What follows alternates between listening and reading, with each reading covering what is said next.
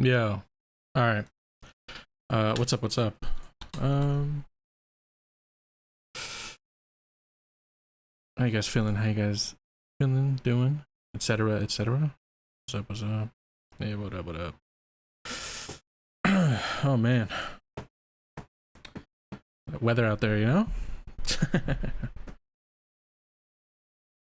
It's a heavy one. I may struggle.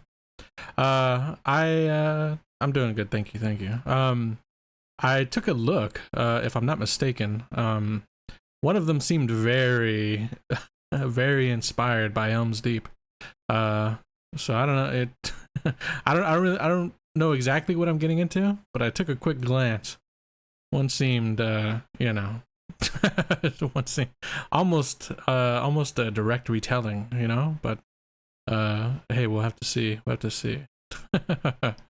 um, but yeah. Actually wasn't as hot today, or maybe I'm just getting used to the ridiculous heat. But it's pretty, decent weather out there. Really helped kind of settle things. Oh, by the way, I'm just now kind of figuring this out. I'll do it in a second. Let's see. Sorry, let me switch some things up. Oh shit. Let's see then. Yeah, I'm about to cancel Monday. Exactly. It's about to.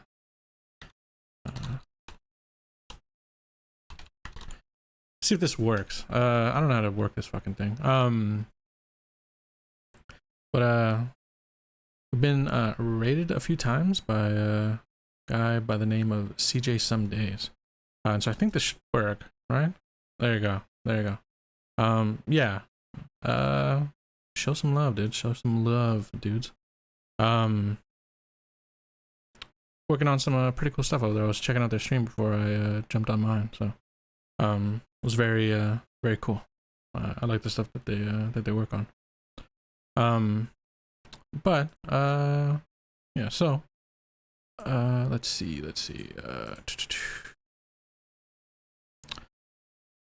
Summoned. No, it's all good, dude. Hey man. No, I just wanted to. I don't even know like these fucking Twitch commands and shit. So yeah, I wanted to give the shout out back then. But yeah. So what's going on? What's going on? Make a change. I'm about to cancel Monday. Yeah. Monday's done. You're finished. Your boys are done. Yeah, for sure. I was checking out the Elysium, the new one. Dude, no fucking wonder. 80 fucking pages. Jesus, dude. Yeah, I'd be fucking. I'd be tired as fuck too. God damn, dude. 80 pages. I thought it was like. I was gonna be like impressed if it was like 10 or 12. It's a whole fucking. It's a whole thing. Yeah, fucking crazy, dude. Yeah, don't fuck around for sure, dude. Fucking yeah, absolutely. Uh, so let's see, what the fuck are we doing? Okay, so we got histories. Yeah, so I know. Yeah, we definitely fuck around, right? A lot. Yeah. This is the serious stream, Like this is where Tuesdays is when you chill, right? Fucking Jesus. Gee, there's so much more writing. So much more writing in this week's world building ideas. I genuinely didn't think it popped off this hard. Yeah, it's very serious. Who said we were starting off with a good one? Because I feel like that is an absolute lie. Yeah. I feel like that's a complete and utter fabrication. No. What we're starting off is dude, man, you fucking guys, man. I'm gonna read it because we've already kind of resigned ourselves to reading all these fucking ridiculous shit you guys come up with. But I don't know if this one is gonna make it as canon, right? Filthling, yeah. Appreciate it. We're finished with the Rat Gang stuff. We are, we're doing like background flavor world history stuff. I'm just letting people like throw in whatever they throw in, and as we start off, here's a good here's some fucking, let's see how to phrase what I'm trying to say right now. This is probably evidence that I should probably not do that, right? Wang Ao War. Yeah, but only the flavor that I approve of. Yeah, exactly. This flies in the face of if I should be allowing this to happen or not. So I'm gonna read this. Definitely not canon, but I appreciate the time and effort gone into creating 2 paragraphs of incredible world history. I know no, not even. I don't want to give Wang Ao like a little. I don't even want to give it Chris the Sniper. Yeah, maybe. I don't want to. I don't want to give this. I don't want to give the Wang Ao an inch into the world. You understand what I'm saying? Yes. So I don't want it to be canon at all, right? So you know what I mean? It's this is so. Anyways, all right. Let's read this shit. Let's get past it. All right. Let's grow as people, and then we'll see what we got coming up. So I give to you the Wang Ao War. So, also known as the Great Wang War. Blank was a nuisance. Wildlife management. Also, I'm trying to. Was there supposed to be a word between war and was, or am I? Also known as the Great Wang War. Blank, also known as the Great Wang War, was a nuisance. Wildlife management military operation undertaken in the Wang Ao War was a nuisance wildlife management military operation undertaken in the Lock continent to address public concern over the number of Wang Aos said to be lurking in the trees, terrifying travelers and generally being a nuisance. The Wang Ao War lasted many decades, with the various states of Lock putting aside their differences to confront the purple befeathered menace. Costing the lives of many brave warriors, the Wang Aos were nearly driven to extinction, with only a handful of spurious tales left of their existence. Man. You know.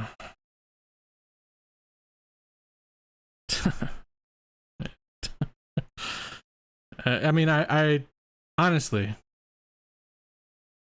I understand it's the emo wars. Yeah. I kind of figured that much. The Wow Wars. The Wow Owl Wars? The Wow Owls Wars? The Wild Wars? The Wang Ao is a rare and wondrous legendary creature. It's not in. We never added the Wang Ao. I let you get away with the fucking butt shark shit, and we changed up the name for that. Wang Ao was axed, right? The Wang Ao was circumcised out of the fucking setting, right?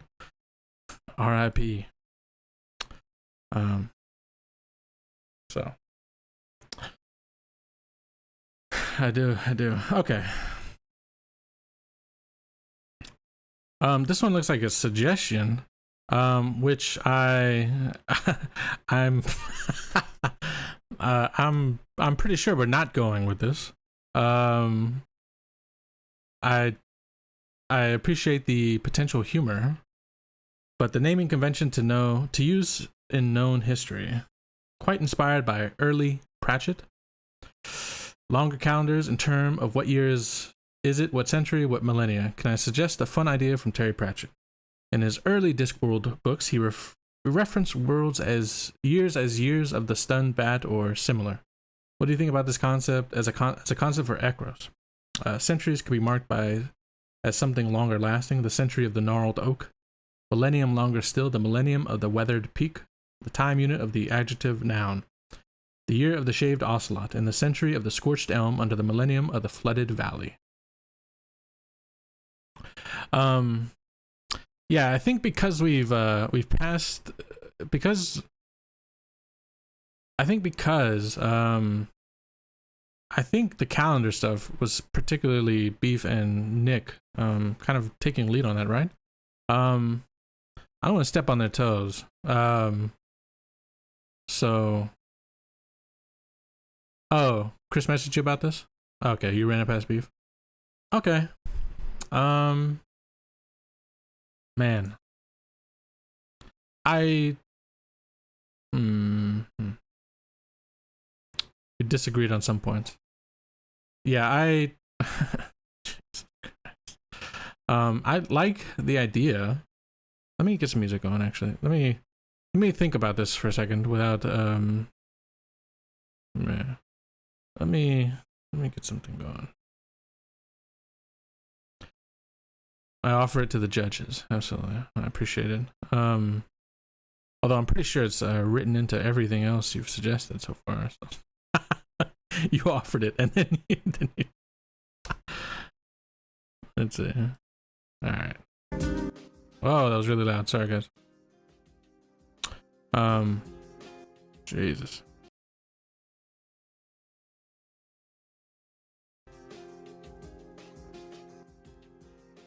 There we go.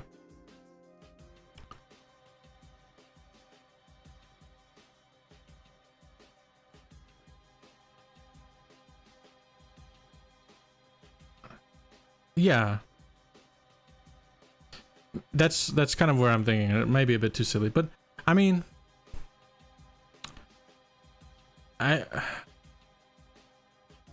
Millennium seems a bit too far, right?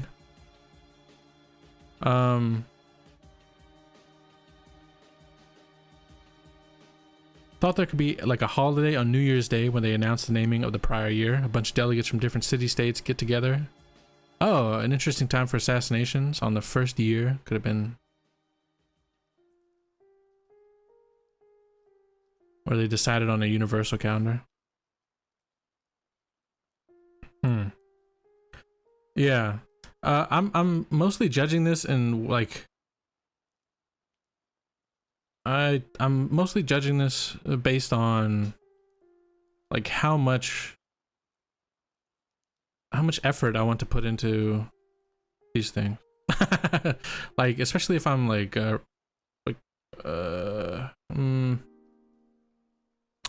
yeah, and with the recent ongoings, it's probably very difficult.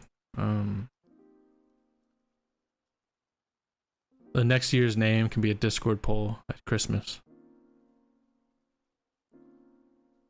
That is kind of cool idea though, like a community thing where we name each play year.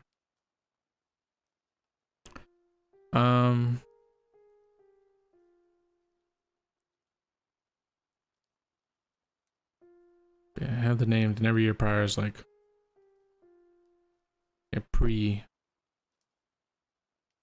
I want to put a pin in this, and then I'll come back to it because I'm not entirely sold on it. I like some parts of it, but I dislike heavily other parts of it, right? So I'm kind of you know, like, do the parts that I like, do I want to work on until I really like them, or do I just go, this is really bad and I just don't want to deal with it. Not this is really bad, but the parts that I don't like are so dislikable I don't want to bother with it. I'll put a pin in this and we'll come back to it. All right. So this next one I think is the beginning of longer. Yeah, we can use that. Yeah. We get the hour going in. Heading 3. It begins. So we have the Vogmodir Dukan rivalry. Yeah, because we have the Vogmodir and the Thenaeus rivalry figured out, right? Just not the... Oh my god, dude. Okay. Um.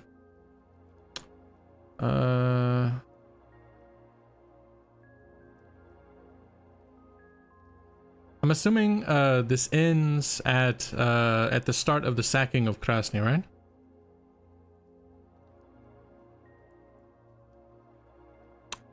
I'm assuming this ends there. Alright. Let's throw this in here. Let's remove some of these things. Jeez. And let's put a bold here to kind of separate the two conflicts a little bit. We'll remove this. We'll just do that. We'll remove this. Gotta add some things here.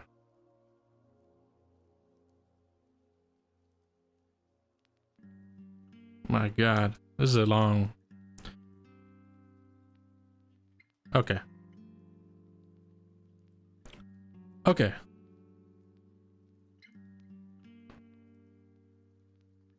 Yeah, let me make sure everybody can read this, because this is a quite the tale, as we will jump into. So, let me move down a little bit. Okay, so I know when I need to move, it's down here. Okay.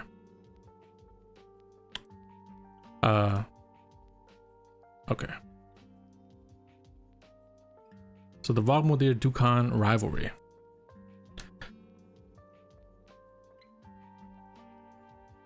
So, Vogmuldir is thought to be the oldest location of permanent human settlement after the opening of the Vale. While there is no written history existing, the recorded Proto-Vogian ballads and sagas outline the settlement of Vogmuldir in some form going back many thousands of years. Coupled with the edifice that is the column of man, the idea that Vogmuldir stands as an ancient, immovable, and important part of Ekros is embedded within those born there that can trace their roots back through the clans, giving them an air of confidence, arrogance, that they are greater than their neighboring city-states, despite any evidence that any other city-state has a... despite any evidence that another city-state has a superior quality. Okay. Need help. Yeah, I'm take out the rulers. Okay. So, Dukan was the most prosperous place in Ekros. Beyond the continent of Lok, it projected its influence through its merchant power and resources. This gave the populace a smugness born of wealth. They, as a populace, could afford anything, and where no price could buy, the money funded well-equipped armies to take. Dukan very quickly spread its influence from its prime port city location and drove its holdings east to the Dudas Mountains. While no money or army can buy its way past such natural boundaries, and the sporadic passes through valleys offered insufficient reliability to project further so, with the only effective land route being via the north coast of Lok. This is where Dukan would eventually push forward. Okay. I'm liking it so far. I can't connect it to any Lord of the Rings moments, so let's hope that it's we stay in that lane. And so, the first Dukan-Vogmuldir conflict. Right. So this is the first one. Recorded in some of the earliest texts within the vaults of Thenaeus, the records are somewhat vague, as if the events were only of a passing interest to those recording them. What can be gleaned or surmised from the account is below.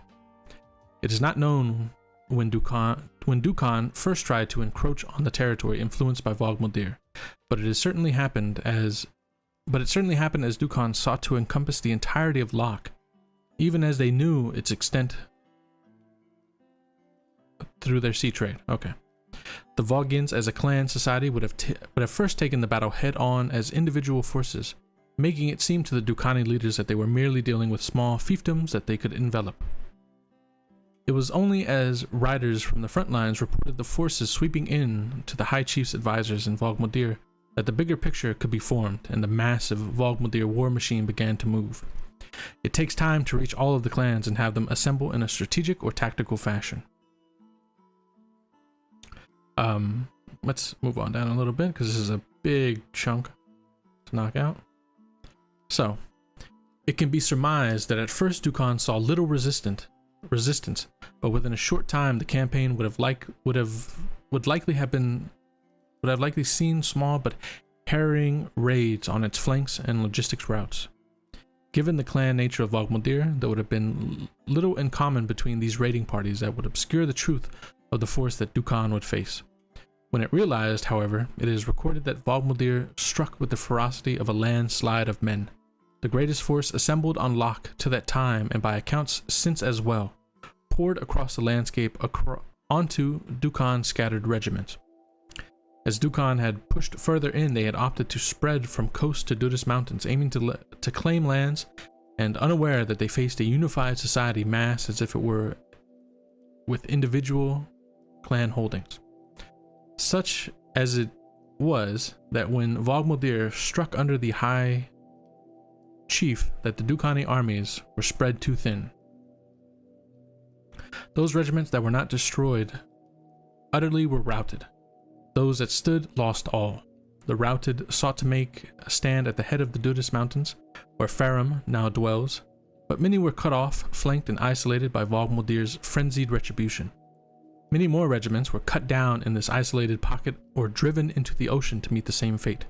It is recorded that a mere fifth of the force that pushed into Vogmeldir's territory from Dukan made it back to the border garrisons that had been established in the strip of land between the coast and the dismal mire at the north end of the Dudas Mountains. Here, they met the regiments that had been rotated back for rest, resupply, and replacement personnel.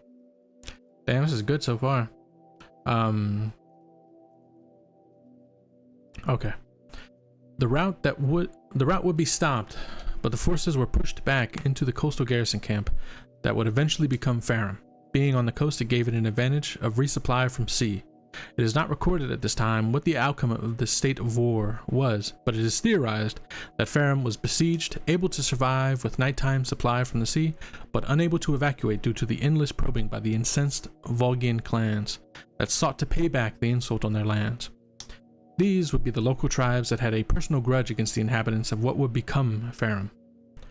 As a side note, Farum by its location and inception would become a settlement that would change allegiances many times through its history, either through diplomatic maneuvering or force of arms. I agree with that. It is recorded that with the forces contained against the sea, the remaining Volgian clan forces poured into Dukan territory with little to no resistance. It is not recorded, but it is theorized that Dukan's reserve forces would have been hard-pressed to counter an enraged warring horde leading toward its capital, having committed and lost the majority of its forces already on its expansion. It is, however, recorded that the Vogmeldir clans never approached the city of Dukan, however, although the reason why is not reliably recorded. It has been theorized that Dukan may have paid off the force with a good stock of its treasure vaults. This is supported in Dukan, but lacks proof. Another theory is that the logistics train for the Vogmeldir force could not be maintained and they were too numerous to be self-sufficient through the local landscape. A third theory is that the fledgling city of Brevik had taken this opportunity to ally with the fortified outpost of Thanaeus to secure the gap of Lena and the lands above Thanaeus around to the current location of Linrid against Vogmeldir. The outcome of this initial short-lived war would set the tone for Dukan and Vogmeldir from then on.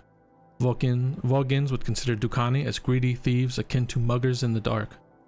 Dukani looking at the Volgins as barbaric tribespeople with an animal's ferocity and capacity for reason. Very nice. Yeah. That's sick.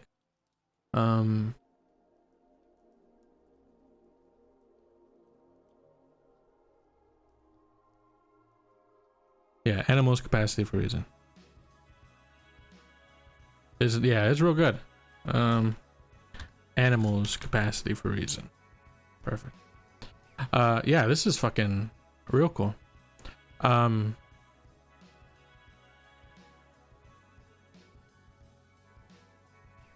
Very nice.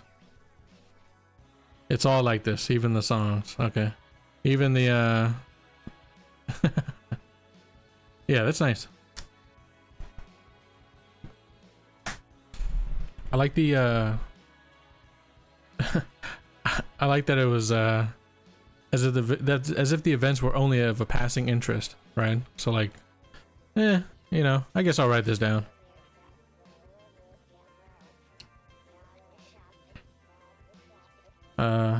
All right.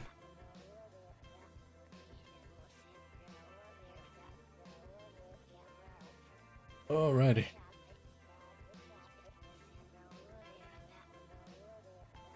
What is up next? Yeah, I think that one is, yeah, elves definitely don't give a shit about humans killing humans. For sure. The sacking of Krasny. This one I might have some comments on, but let's see.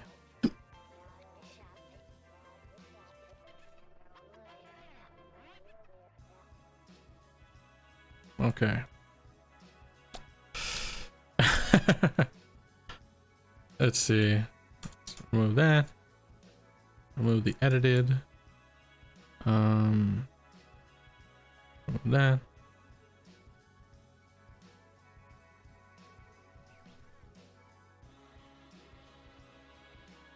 Yeah, I like the idea that they recorded that event with a partial interest, but then wrote tomes. Yeah, for sure. Yeah. All right. So let's take a look at the sacking of Krasny. So, Jesus. During the century of the inundated Willow, under the millennium of the raging caldera, Krasny had amassed itself an impressive sea fleet, enough to rival that of Dukan. Its rulers chose to use this sea power to dominate the sea trading lanes within the large Bay of Karth and beyond along the west coast of the Karth continent.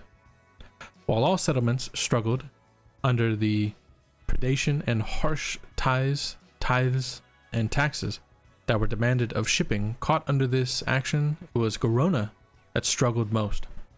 Unlike the other large harbors, ports, and port city states on the west coast, Garona had to move its sea freight directly through Krasny's region of control with almost no opportunity to slip the net. It was for this reason a desperate plan was hatched to force the leaders of Krasny to abandon this piratical action. Krasny enjoys a spectacular strategic position for a sea-based force.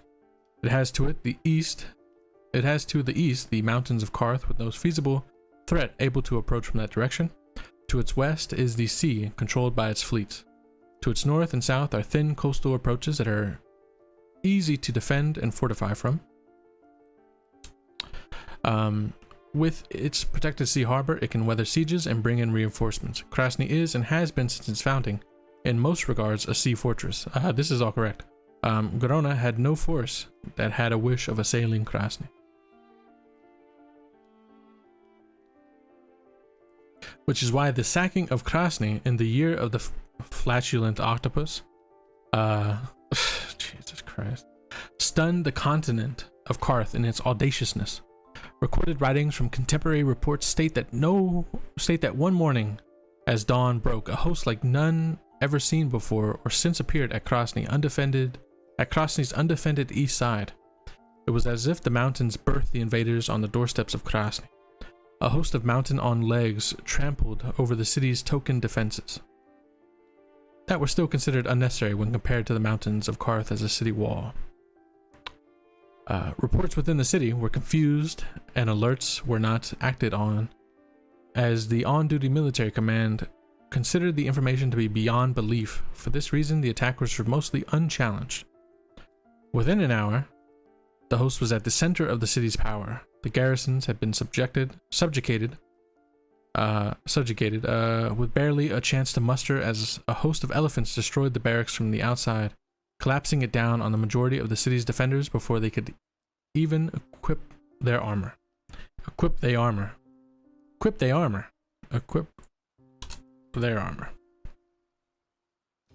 When it became clear that the city was under attack, it was too late to take action. The attackers had taken control of the port defenses and were sinking the sea squadron ships at anchor in the harbor. The ships that were able to fire back were firing on their own city, contributing to its destruction. such as it was that the Butcher of Spirits sacked Krasny, plundered its vaults, loaded his host into ships in its harbor, and sailed back to Grona in the very ships that had in the past plundered it. Krasny has never been able to fully recover from this event. I'll probably remove this because right now I have Krasny as a very powerful city-state. It is recorded in incomplete writings from Grona that General Damien the Grin left Grona some 6 months previously with a host of men-at-arms, animal trappers, and a third of the city's remaining wealth. He traveled east through the forests of Aldiris, trapping and taming large game to use as part of his attacking force. With his host and employing tribal guides, he circumvented the Karth Desert, holding to the east coast. It is amazing that he only lost a third of his force in this desert crossing, and a testament to his skills as a leader. He skirted the mountains of Karth at the east coast, taking rest at Ibrus before further bolstering his attack group. He set off west, taking on mercenaries at Danos before again reaching the mountains of Karth. A wiser general than most, he again opted to make use of guides to get his force through the seemingly impenetrable mountains, to Krasny's poorly defended rear, making the final sally during the risky pre-dawn hours to emerge like a hidden blade from the mountains themselves into the heart of a piratical nation. So was the Butcher of Spirits raised and Krasny lowered. Yeah, that's sick. Very cool. Yeah. Hannibal, 100%. Yeah.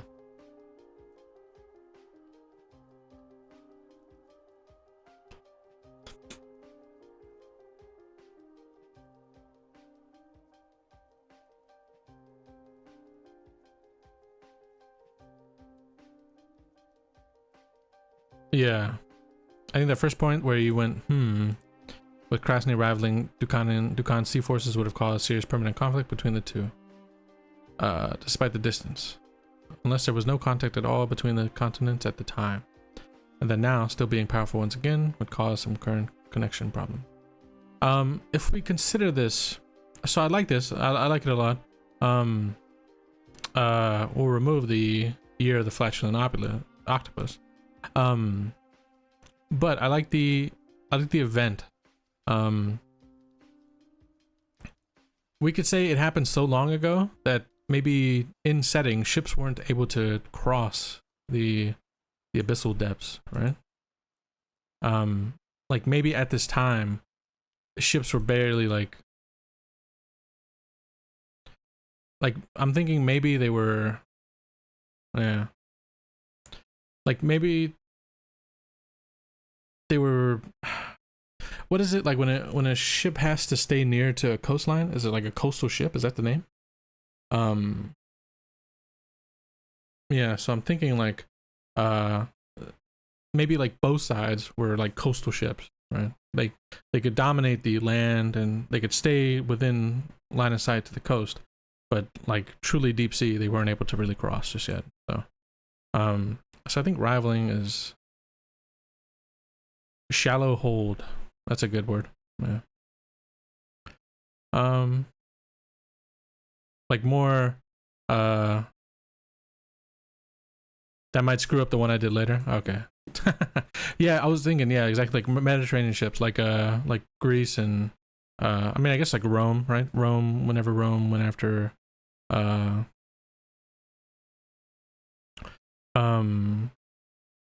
what was it? When Rome went after southern Italy, I forgot the name of the fucking, what was down there? Carthage, right? Carthage? Yeah. Carthage. The Punic Wars is what I was thinking, right? I think back then, right, they had ships that could, go across, but not ocean going, but across the known points. More navigation issue than seaworthiness. Yeah. Let's see.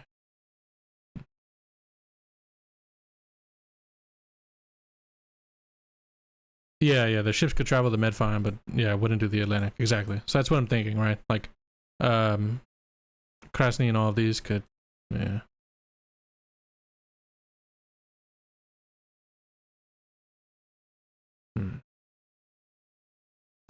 Yeah, also something to think about. That's a good point.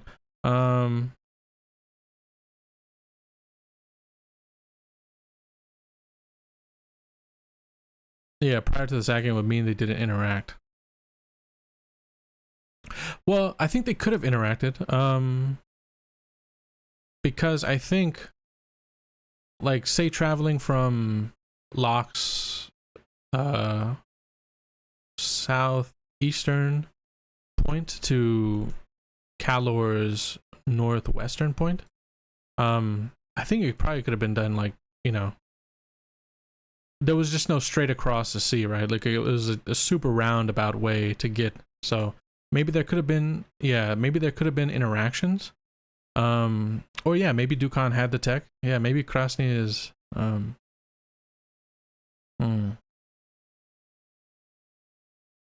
Yeah. Let me make a note on this because it might be easier to come back to it. Let's add this to the. No. Yeah, it's definitely tricky. So Krasny and Dukan interaction prior to the sack. Okay. Yeah, maybe it's about navigation and skill. Yeah.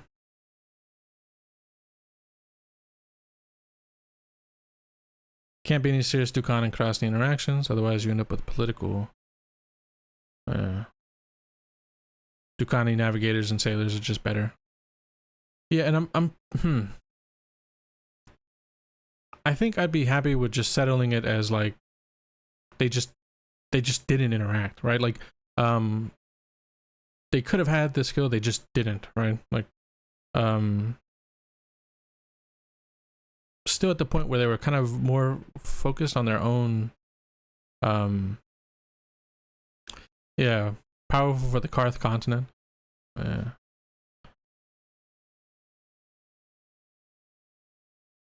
Yeah. Let's see.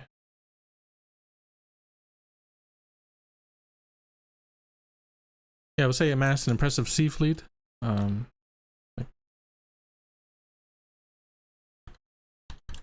Of the continent, the most powerful of the continent. Right. Yeah, like Vikings could sail to America. They didn't really, though. Exactly. That's kind of like what I'm thinking, right? Could they have? But would they really have? Probably not, right? Like maybe priorities at this time for both were on their own continent rather than truly seafaring, like vast distances.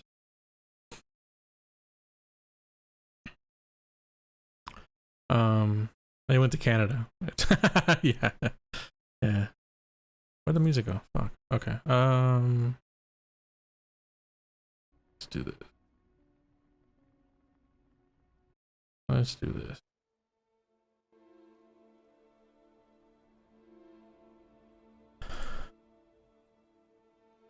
North America.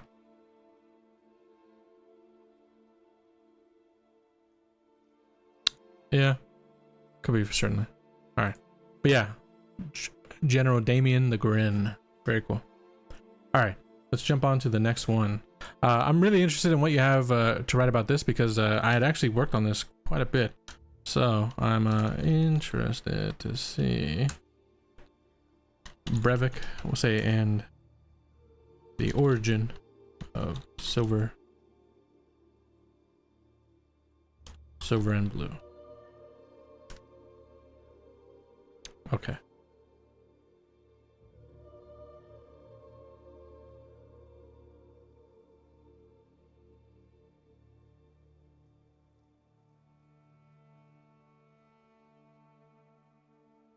Wait.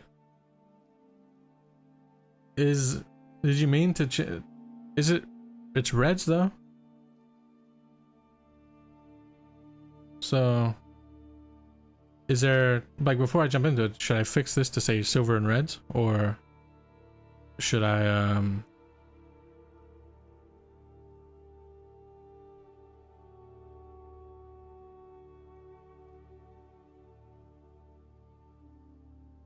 silver and red? Okay. All right. Yeah, I just want to make sure because I was like confused if I was like mistaken. So, I just wanted to be sure I'm not the one fucking up my own stuff. Ah, yeah, fair enough, fair enough. Okay. So why is this this way? I do not understand that. Okay.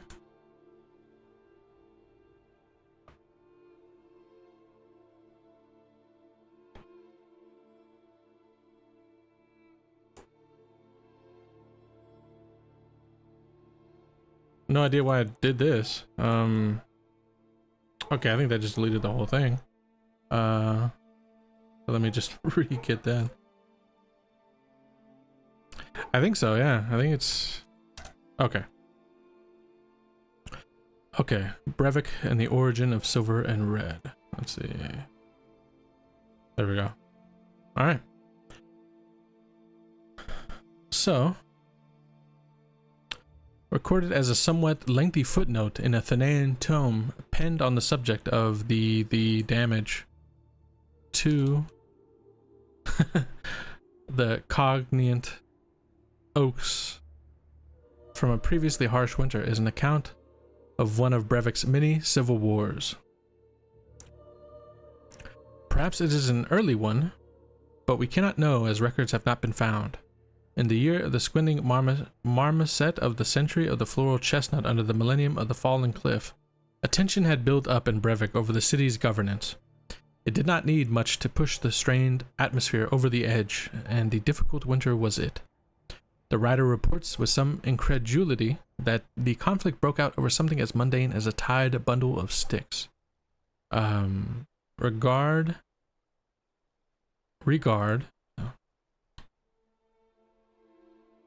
that the writer lives in a forested city in a warmer climate where sticks are a nuisance to tidy. The background to the city at the time was that of an uneasy and begrudging standoff between mainly two factions. There were some more smaller groups, but they would not rival the main two players. The merchant guilds stood as the city's economic powerhouse. They controlled commerce in a city that is remote from a similarly sized settlement, isolated by a mountain range and frequently cut off by wild or evil hordes, sweeping from the mountain of vast forests to pillage all on the road. With supply being difficult, the merchant classes controlled it and held it as their tool to oppress and project power, bargaining in nothing below silver. That is how they came to be as a sneer from those without. Oh, to be called as a sneer from those without. The Hunter, Trappers, and Foragers Guild stood in stark opposition to the merchants. The people under these guilds provided sustenance and raw materials from the harsh northern landscape around Brevik. But with the merchant guilds controlling the coin, the gatherers and trappers were up against price fixing at every sales point, ensuring that they sold at a pittance of what the goods they had labored to provide were worth. With this, the merchants took all and developed a mindset that all could be bought as was their right. As tensions rose, the trappers and hunters took to wearing armbands of red for the blood of their prey. The foragers, lumberjackers, and miners mostly fell in, with the contention being in the same position of being financially squeezed by the merchants. This group became referred to derisively by the merchant as those ruddy reds. With laugh over time, it became just reds with less laughter. Very cool. So to the sticks. It was a harsh winter as reconciled by the writers documenting it. Its lasting effect on the tree twig tips, frost burning them and making the later spring leaves malformed. The coldness beyond the usual biting freeze affected everyone in Brevik, including the wealthy. Coal was hoarded and selling at a premium.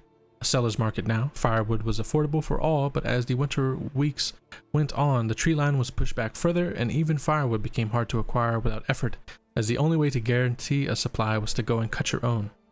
It happened 9 weeks into the brutal freeze. A young man and his younger siblings were returning into the city with the timber that they had cut. It is surmised that at this point it was several hours' walk to the tree line, making firewood gathering nearly a full day's work. It was his family's misfortune to become the attention of a self-important trader whose name escapes history, as does that of those young people. The recorded narrative is, however, that the pompous buffoon at first tried to barter for the firewood, but this family needed the fuel more than the money. Enraged that his coin was not good enough, the trader instructed his staff and guard to take it instead. As we said earlier, tensions were already high and everyone was struggling to some extent with this winter. It is not known who started it, but it is known that the several of the Hunters Guild on the street at the time turned on the trader and his staff. The staff was merely beaten, but the trader was stripped, whipped, and lynched in the street in front of the gate guard, who never intervened. It is surmised that the guard NCO had a cool enough head to recognize the powder keg situation and the clear reality that they were outnumbered. Those responsible vanished into the city. So I like it. Let's see where it goes.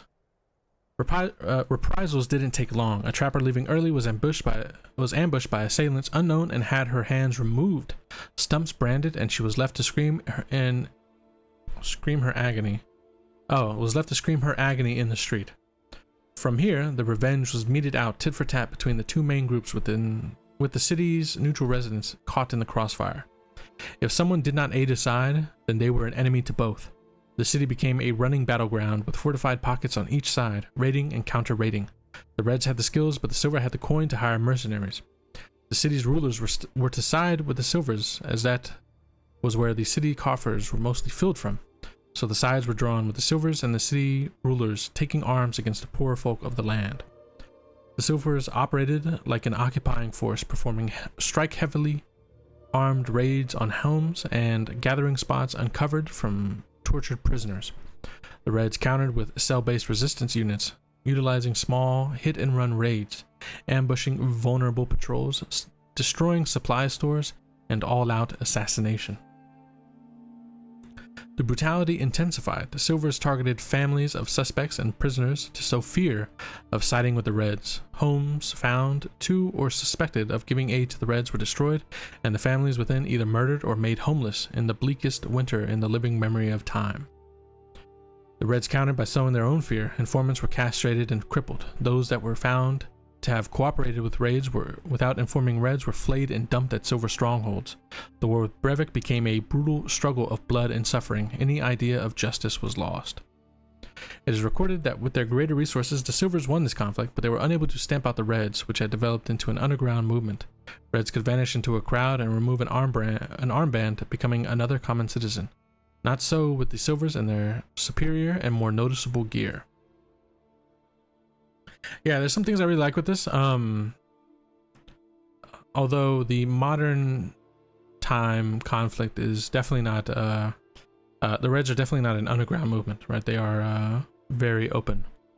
And the Silvers, this kind of gets it right though, because the Silvers how I had it written were like the old money of the city, and Reds were like newer groups. But I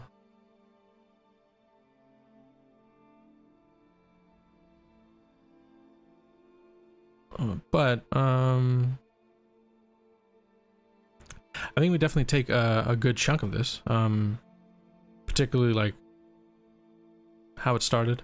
I do like the idea of like the blue collars were essentially the Reds, and I like the Ready Reds, the armband. Yeah, it has time between now and then to change into what it is. Absolutely. Yeah. So yeah, I think I like a lot of these, for sure. Let's see. Yeah, the only thing I don't like is the year naming convention. All right. Okay.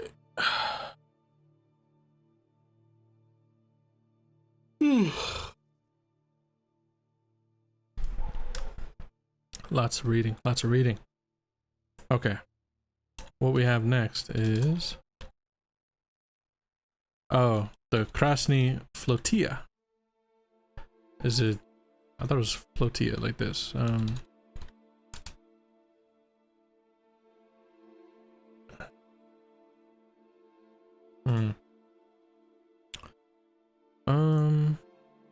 Fuck is this? Okay. Flotilla. go. So this is pre-sacking. All right. So, let's see.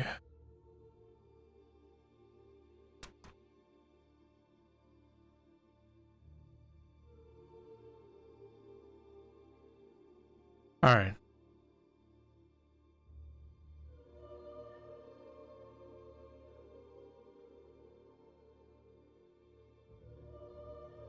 Didn't wear the safety harnesses correctly.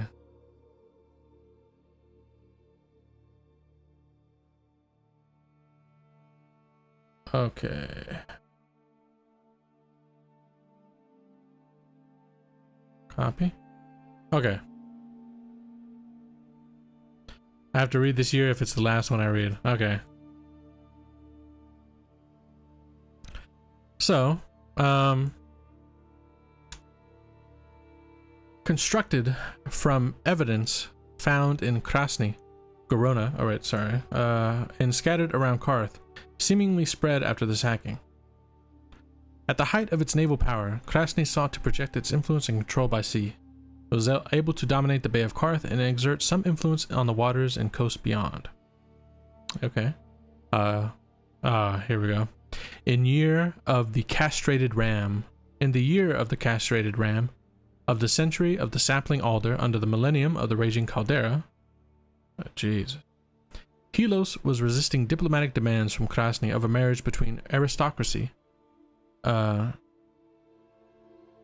intended to bind Helos to Krasny's ruling house.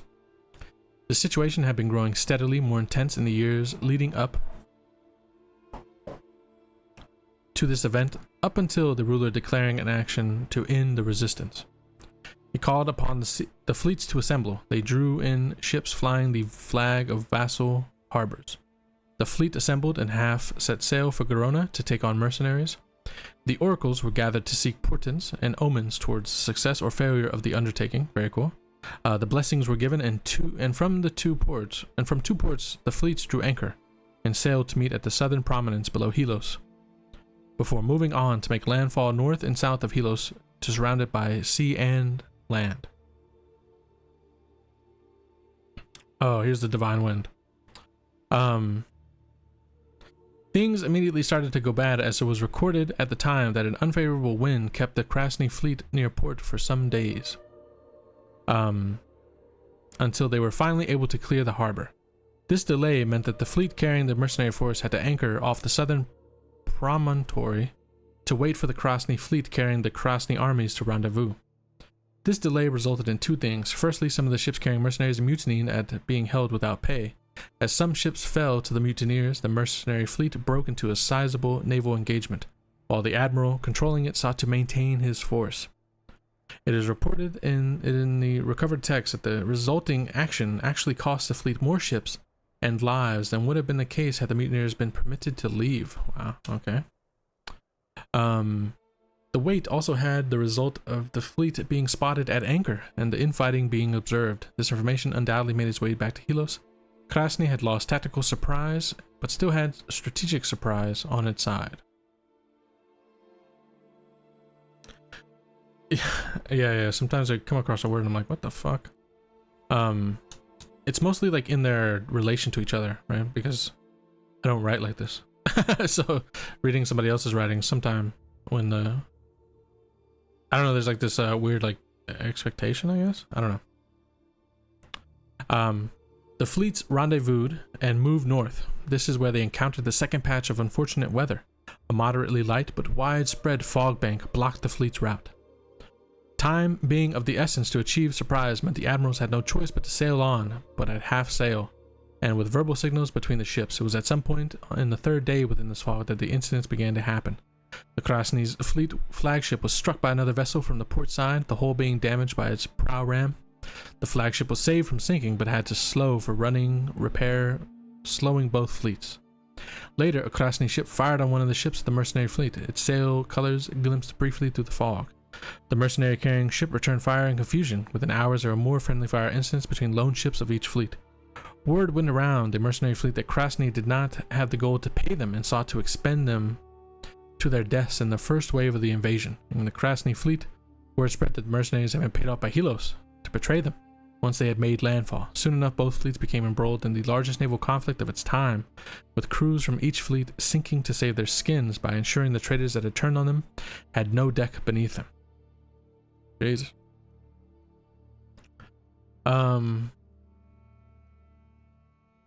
It was at this point, in the midst of a turbulent naval conflict, spreading across a diameter of more than 18 miles, be reckoning, within a low visibility fog bank, that fire ships appeared as if from the sea itself. Both fleets suffered. The mercenary fleets suffered the greatest, having already taken damage prior to this engagement.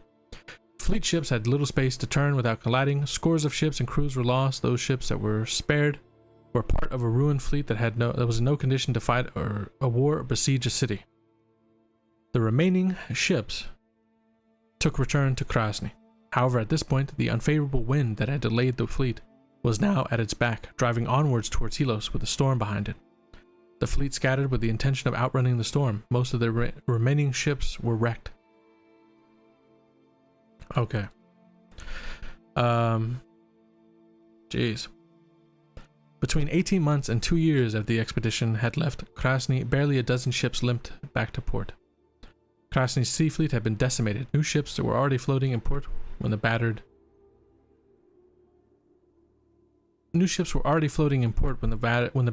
vessels made dock. From records held in Helios, it comes to light that the ships were indeed spotted at anchor, while the mercenary fleet waited for the army fleet. Helios did not have the vessels to match even one of the two fleets, but the mutiny and the rendezvous were observed by Helios scout patrols. A plan was hurriedly formed. Krasny's sail pattern was well known, and the differences in the mercenary fleet's sail pattern was noted along with the signal pennants used. The plan was formed to sow confusion in the fog bank that already held Helios and was aided by the druid's magic. A small number of vessels available were hurriedly fit with sails of similar design, and they would sail between the fleets, harrying them under the pretense of accidental action. Spies slipped aboard the vessels of both fleets to sow rumors of the other fleet's intent, and when the tension erupted into violence, the Helios force deployed fishing boats and old merchant vessels as fire ships to break the fleets. Back on land, the city's magic users contributed to a ritual to summon the storm that would drive the survivors away. But the location was to the fleet's back instead of its front, having a much more damaging consequence. And so, the Krasny flotilla was destroyed. Yeah, it's pretty cool.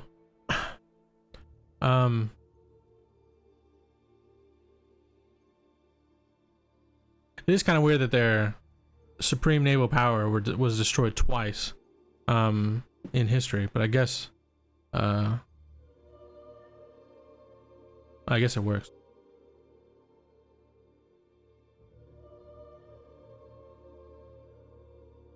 Yeah, it really can't be that supreme if this is happening like 2 times, right? Like, first they were gotten around, and then everything in dock was destroyed, and then the massive force was destroyed, and that was pre-sacking. So, yeah,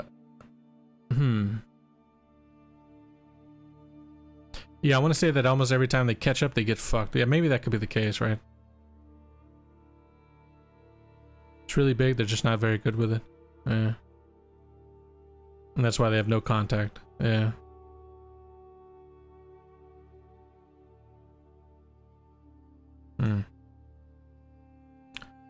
Yeah, big but poor quality, for sure. Alright. I know that feeling. Yeah. It's a gift and a curse, you know?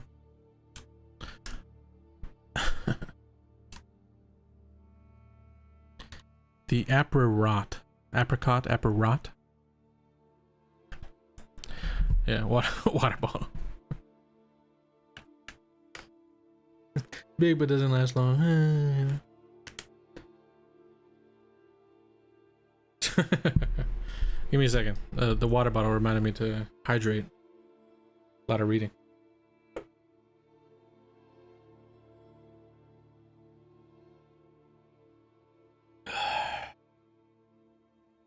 All right.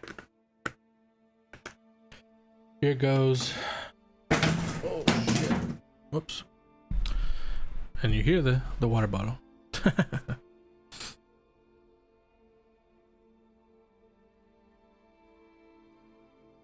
Okay. No. I have two. I have the old one, and then I have the new one next to me. So the new one bumped into the old one and knocked it down. Yeah. So just replaced, you know. I gotta crush it up and put it in the yeah, fuck you, old one. Put it in the cycle. All right, milk. Here we go. Let's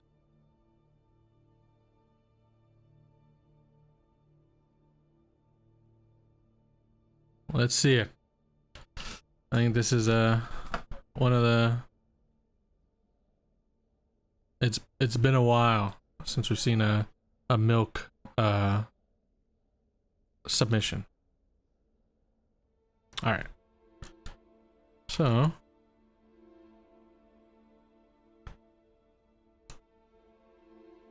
fuck. Sorry. Okay. Deleted a whole lot more than I was expecting. There we go. Let me just get this done and then we're good to go. So boom, boom, boom, boom, boom, boom. We're done. Okay. All right. Everybody say nice things about the plague. Okay. The Apparot. 422 years ago, the first outbreak of the Apparot occurred. It all started near the city of Valencia. In the city's vast array of apricot trees that line the paths and farms, one apricot farmer, Ramiro Rivera, bit into the fruit of one of his trees to find the rotting kernel at the center had turned into a complete mush. The slime filled Ramiro's mouth, and though he was quick to rid himself of the horrid substance, it was likely far too late even at that point. The first signs of the disease appeared in Ramiro mere days after his discovery. Very quickly, the teeth in Ramiro's mouth began to rot at an alarming rate. It started in his right canine tooth in the morning, with the black spot appearing at the tip of his tooth. It was painful to touch and felt soft when poked. This made eating through the day difficult, but not unbearable. By the end of the day, the spots had begun spreading to all of Ramiro's teeth, and each and every one contained the black spots by sundown. By then, the first tooth was the closest one. By then, the first tooth, as well as the closest one surrounding it, had completely turned black, and any touch of them proved excruciating. Ramiro's wife was first to fully examine his teeth in the morning. Ramiro began noticing the rot. I read that weird. Ramiro's wife, Anna, was the first to fully examine his teeth. The morning, Ramiro began noticing the rot, and it was quickly determined that the offending teeth would all have to be pulled, the two of them coming to the conclusion that unfortunately all of them would have to go. They would pay the local barber a visit come the next day. By the next morning, the rot had spread to Ramiro's gums, and it appeared as they too had become infected. The duo quickly set out to the barber's home to relieve Ramiro of his torture, as even just speaking or breathing was enough to cause unbearable pain. Tom Clementi was the one who performed the procedure upon venturing into Ramiro's mouth. However, he found that the man's teeth had become slime, and his gums were quickly following. Ramiro's jawbones were now exposed to open air. Jesus Christ. The rot seemed to quickly spread through the rest of Ramiro's mouth, rotting him from the mouth outwards. The next morning, Anna began experiencing the same black rot on her teeth, and then the next their two children. Tom was the fifth victim, his wife and brother the next two. The disease had begun quickly spreading throughout the town on the outskirts of Valencia. Curiously enough, even those not exposed to Ramiro's initial infection soon began to show the symptoms as well, as it was quickly assumed that the disease was spread either through the air or the saliva.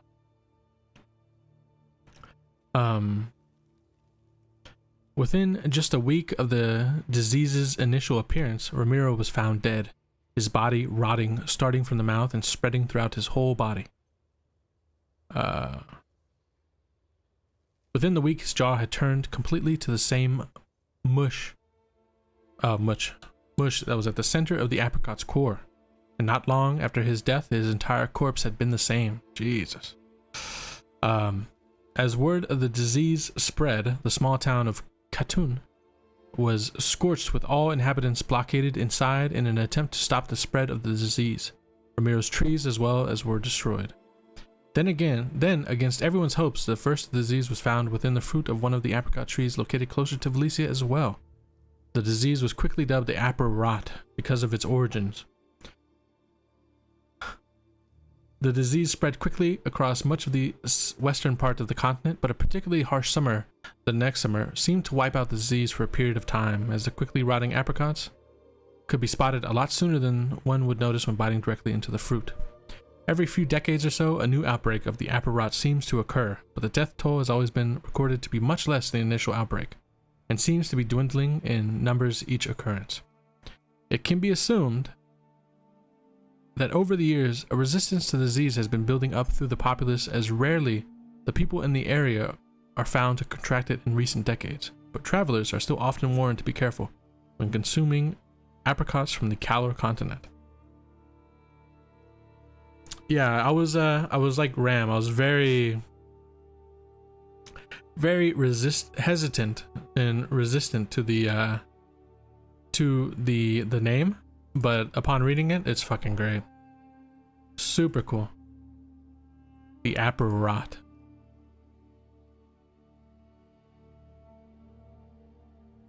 Very nice. And now I can give Saturday apricots. Exactly. Damn, very cool. Let's see. Everyone was just really horny. And they wouldn't admit adultery, so everyone blamed it as being airborne. Jesus Christ. It was initially cherries, but I couldn't resist the pun. Yeah, as silly as the pun is, it's still great, right? The apricot rot. Good shit. Milk, you gotta submit more, you know? You gotta drop in some hot ones. Only as silly as bird flu, yeah.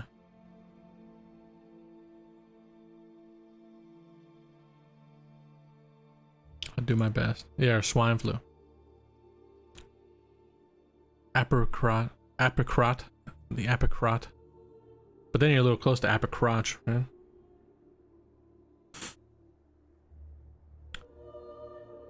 Oh, Krasny didn't lose its fleet in the sacking. The apricrotch. Yeah, and then it's actually the apricrotch, and it's actually crotch. The new crotch rod. Yeah, and it really is Ekros's first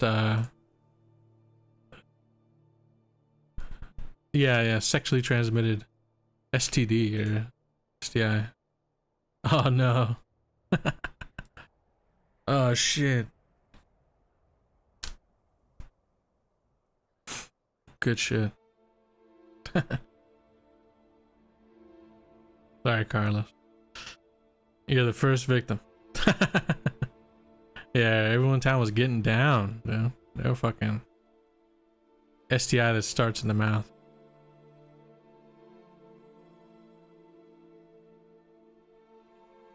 Yeah.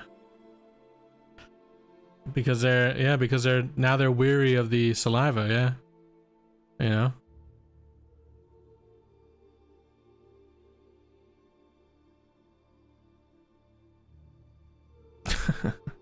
It's blamed on the apricots. But really, what's his name? Ramiro was seeing a woman named April.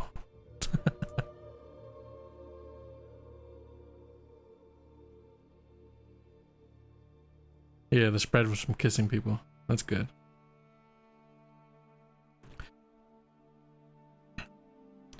Poor people didn't have access to rubber. Yeah. Alright. Good shit. Good stuff, Milk. So, the first RAM submission. The oral history Vogmuldir. Oh man. Jesus, dude.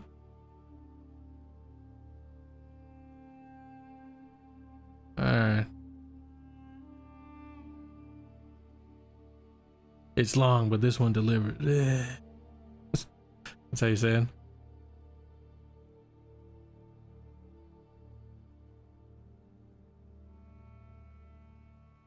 Oh shit, okay. I'm gonna have to copy and paste this in chunks. Alright.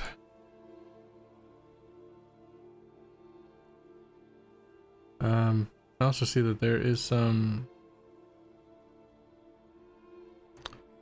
We'll do this, and then we'll do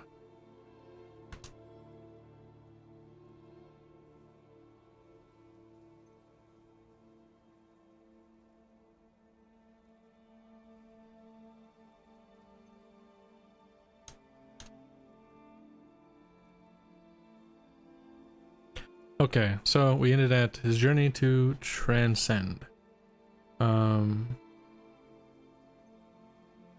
Okay.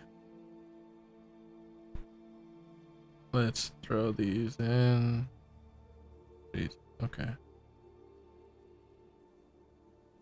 I'm not a poet, I just write super long poems.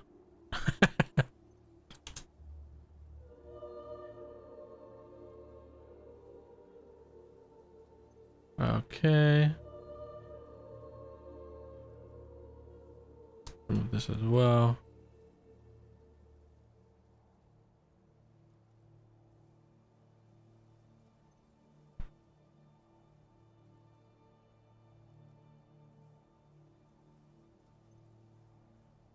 Okay.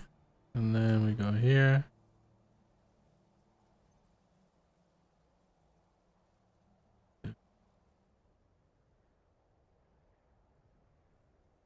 Time undone. Oh, this is a banger. All right. And then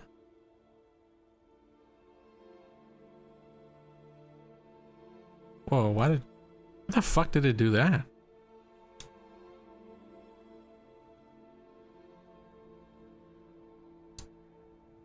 And then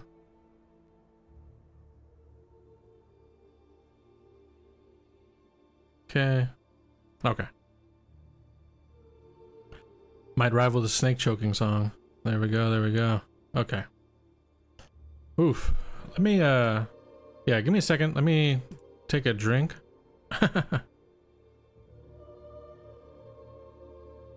Cause this is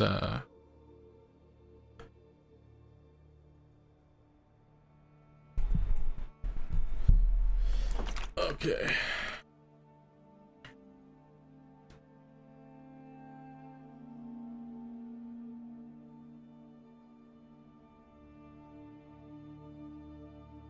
Ooh, okay.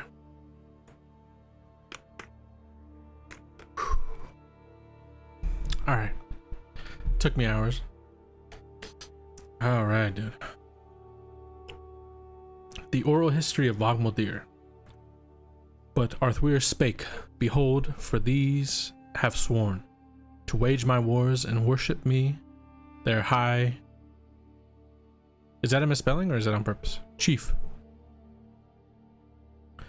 The old order changeth me, yielding place to me, and we that fight for our fair land shall see this world submit.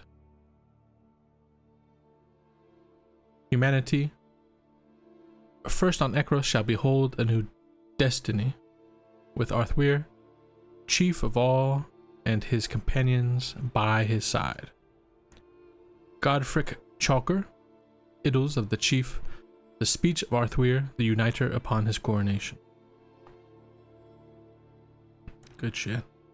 Alright. Arthur, the uniter.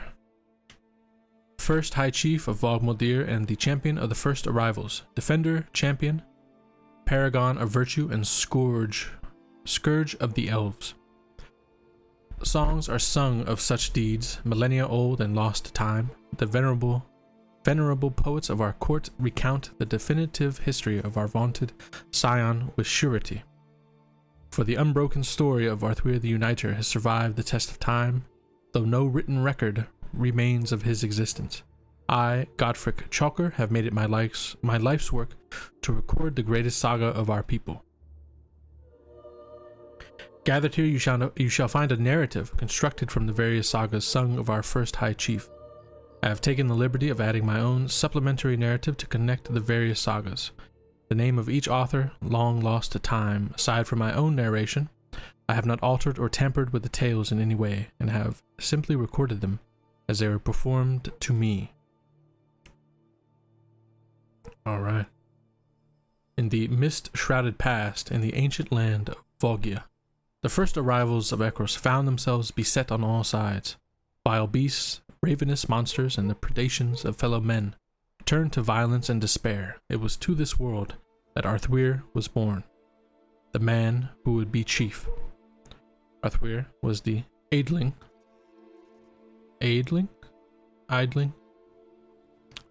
of his tribe, the strongest of his father's many sons.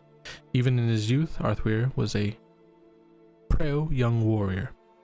At the age of 13, at the age of 13, daring the dismal depths of the first barrow to retrieve the broken pieces of the Kaelbrand, slaying its vicious White King guardian.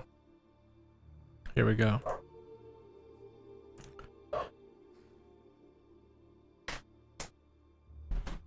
Let me try to put some sauce on this one, you know? In the realm of Vogia's ancient might, where shadows whisper and stars alight, a young warrior Arthur, bold and true, ventured into darkness where legends grew. Down, down he climbed into the barrow mound, with naught but courage, no fear to confound. Through cobwebbed chambers, shadows embrace, seeking fragments of Kaelbrand's lost grace. A White King arose from eternal slumber, with eyes of crimson his soul encumbered. Undead monarch, his bony hand held high, to clash with Arthur 'neath the starless sky. Blades clashed like thunder metal sang, a dance of destiny, a clash that rang. Between the living and the ancient dead, a struggle for Kaelbrand once famed and dread. Alright. With each swing of the blade, fate was entwined, as Arthur fought with heart and mind. Undeterred by the White King's curse, he battled on, his fate immersed. Amidst the darkness, Arthur stood tall, bravery's ember in the shadows' thrall. And in that dire and fateful fight, he reclaimed Kaelbrand, a beacon of light. With fragments gathered, he emerged victorious, a young Vogian warrior so glorious. From the dark barrow mound he did ascend, with Kaelbrand reforged, his journey to transcend. Through trials faced, a hero's tale unfurled, a legend born across the ancient world. Arthur the brave, his name renowned, for retrieving Kaelbrand where darkness frowned. Alright. With his sword... With his sword reforged and burning bright, Arthur set about to realize his dream. To unite all the beleaguered tribes of men, to forge a great chiefdom, to provide protection for the first arrivals. However, he knew he could not proceed alone, and Arthur put out the call to the greatest warriors of Vogia to attend him and drive out the darkness. Alright. In Vogia's realm, where valor thrives, Arthur, chief aspiring, he strives to gather warriors noble and true, summoning strength from each heart he knew. He called to arms the bravest in the land, 12 renowned souls, a resolute band. Akarn the relentless stood tall, amongst them all, a beacon for all. Okay. With hammer and forge, Arthur did toil, crafting swords, each one's spirit a coil, for each companion a blade bespoke, to face the dark and break its yoke. Tuakarn the mighty, Durendal he gave, a weapon fit for the fearless and brave, with gleaming steel its power untold, a symbol of strength, a legend to behold. On the Belly Mar the war walk commenced, their purpose united, their hearts dispensed, to vanquish all foes that threatened the land. Together they marched, a formidable band. Through valleys deep and mountains tall, they heeded the battle's relentless call. Side by side, their spirits imbued, as one they fought, their foes subdued. Arthur's companions, a force untamed, with Durendal's might, their enemies maimed. In Volgia's name, they claimed the day. For honor they fought, and the darkness gave way. So, through battles fought, they proved their might. In unity, they turned the tide of the fight. A Karn, the relentless, a force so grand, he stood tall with Arthur hand in hand. In tales of old and songs yet unsung, their legends echoed, their praises sung. For in Volgia's history, a bond so grand, the 12 companions, Arthur's band. Brand. With the land of Volgia tamed, and the greatest of his warriors at his side, Arthur was proclaimed High Chief of Volgia, first and greatest to hold the title. What should have been a day of joyous celebration for the fledgling kingdom was marred. For on that fateful day, the truest enemy of Arthur blighted the shores of Lyn Moldir. Nice. Okay. Upon the day when Arthur's reign as High Chief dawned o'er Volgia's plain, Queen Thanea, leader, sorceress and bold, with elfin kin a tale untold, in misty shroud on swan ships gliding, the elves of old their fate deciding, from Lyn Moldir's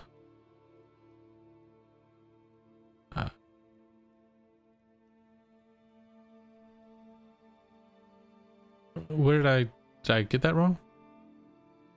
Okay.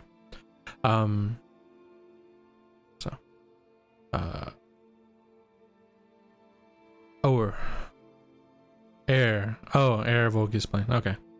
Upon the day when Arthur's reign as High Chief dawned, ere Volgia's plain, Queen Thanea, leader, sorceress, and bold, with elfinkin a tale untold, in misty shroud on swan ships gliding, the elves of old their fate deciding, from Lyn Moldir's vale they emerged, the mist-blown fleet with magic surged.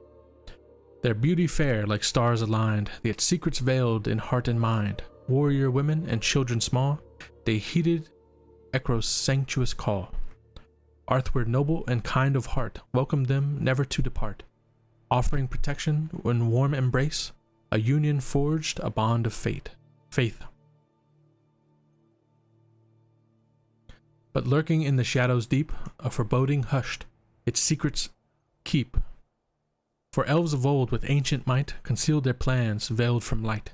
As seasons danced and years flew by, in Volgia's realm beneath the sky, the elves dwelt on, their secrets veiled, and whispers hushed and truth curtailed. Thanea's power, like twilight's gleam, cast doubts and shadow on the dream of unity that once was strong, now tinged with doubt that lingered long.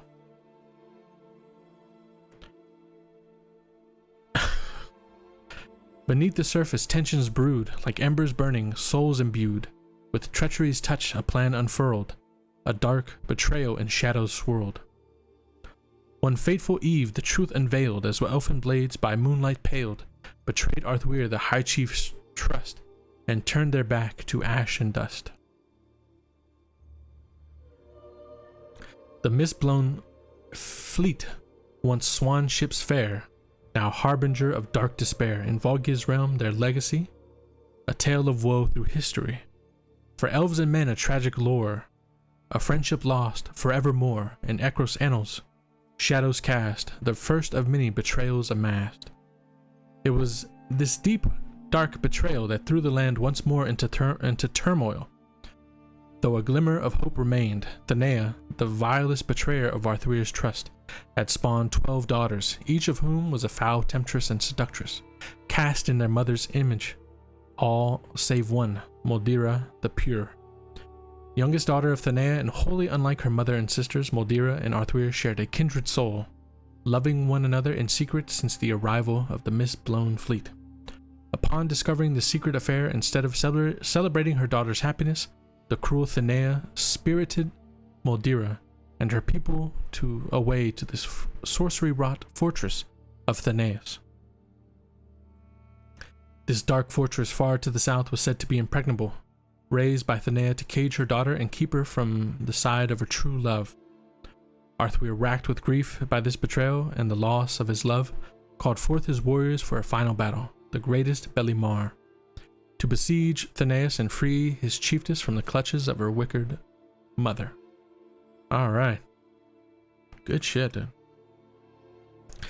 In the realm of legends, a tale untold of the long walk where destiny unfolds. High Chief Arthur, through grief and frost, led a host of warriors to reclaim what he had lost. Through fields of battle they marched in stride, armed with valor, with love as their guide, to the elfin fortress, far to the south, where Moldira his love awaited her spouse. Beneath the banner of Volgia's might, they clashed with the elves in pale moonlight, as a dance of blades, fierce and untamed. As heroes fell, their spirits unchained. Arthur, wielding Caelbrand's enchanted might, his sword aflame with a searing light, engaged Thenea, warrior queen and sorceress, in a clash of powers in a duel to the death. Sorceress? Duel to the death? I can see it. Their forces clashed, the world held its breath. As magic and steel tangled a dance of death, Arthur the Uniter, with unwavering will, fought for love's sake, through valleys and hills. I've got to sing it. In the depths of battle, victory was won. Arthur emerged, his victory near done. With Moldira rescued by his side, love's triumph in battles they confide. Returning to Volgia, Moldira's grace, as High Chiefess her reign would embrace. Volg Moldir, the land they now call, in honor of love that conquered all. Very cool. The long walk ended, a saga complete, a tale of courage, of love's retreat. Arthur and Moldira, united as one, their legacy etched, till time is undone. All right.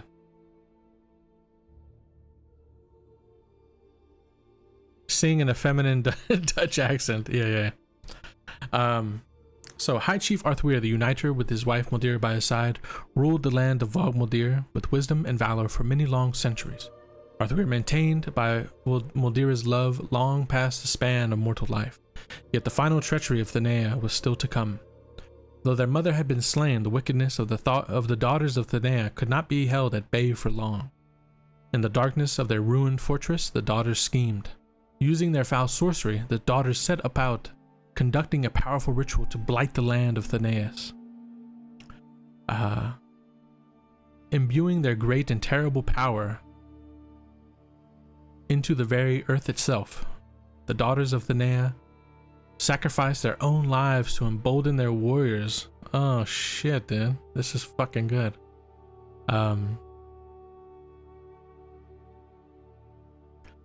The final curse of Thenea and her daughters, molding hell-forged, half-demon elfin berserkers. Men and women clad in impenetrable armor, mounted on screaming, nightmarish steeds. The greatest of these demonic captains snuck into the court of the High Chief and dealt a great and mighty blow to Arthur. Arthur slew his assailant, but was himself mortally wounded beyond the skill of even Moldira to restore. Succumbing to death, Moldira spirited Arthur away, high into the Dudas Mountains, in the hopes of curing her husband. Arthur entrusted his sword Caelbrand to his most faithful companion, Akarn, and bade him to secure the sword safely, for Arthur would have need of it upon his return. Yeah. Now, I like the very biased nature of it. I think that's exactly what it would be like, right? If you ask Israel, you know, what started it all off with Palestine, I'm sure the two perspectives are very, very counter to each other.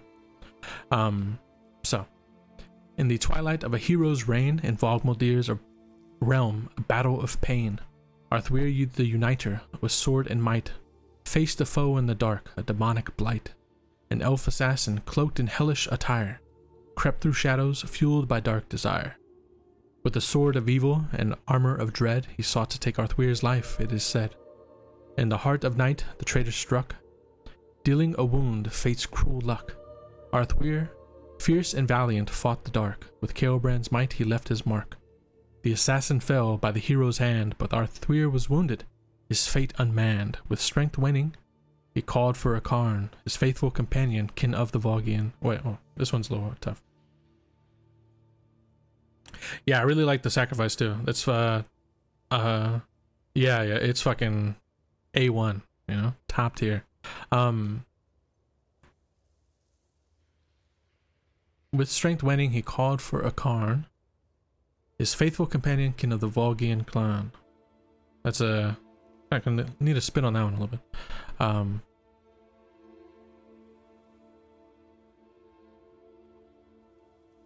Alright, let's see. To a Karn. A Cairn.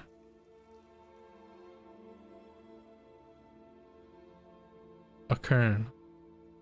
Well, no, I'm not trying to critique. I'm really just trying to, like, I want to say it correctly, you know. A Cairn. A Cairn. Vogian clan. Yeah. His Vogian right arm.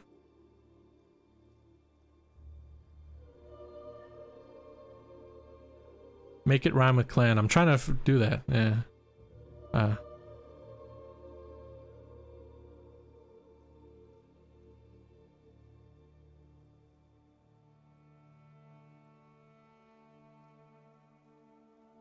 Yeah, Vogians don't sound American. A Carcane. Okay. It doesn't matter. Everything else is let's keep going. It's very minor. To a Cairn. Am I saying it right there? A Cairn?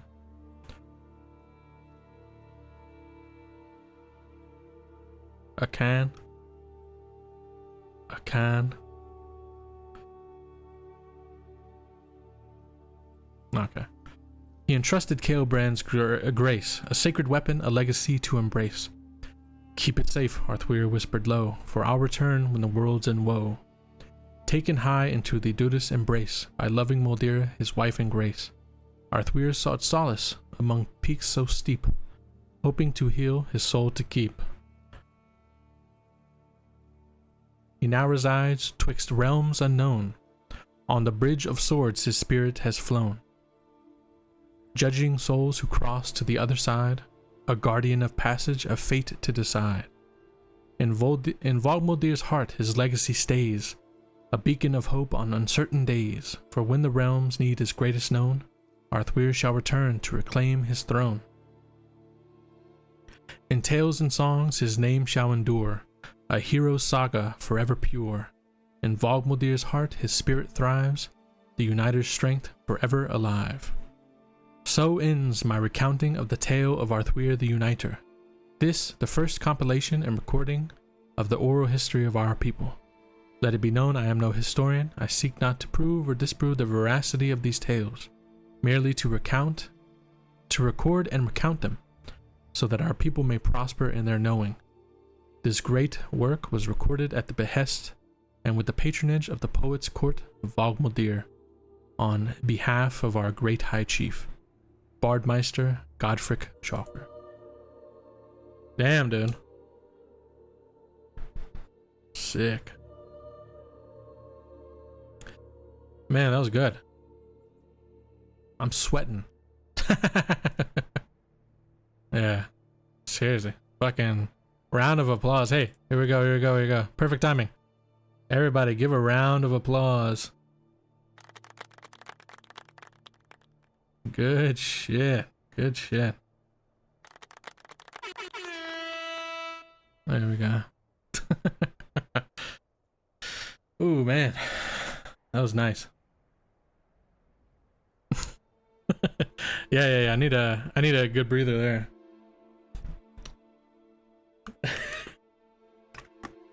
I just need the I don't know if anybody is aware, but the Don DeMarco sound bite. Don DeMarco.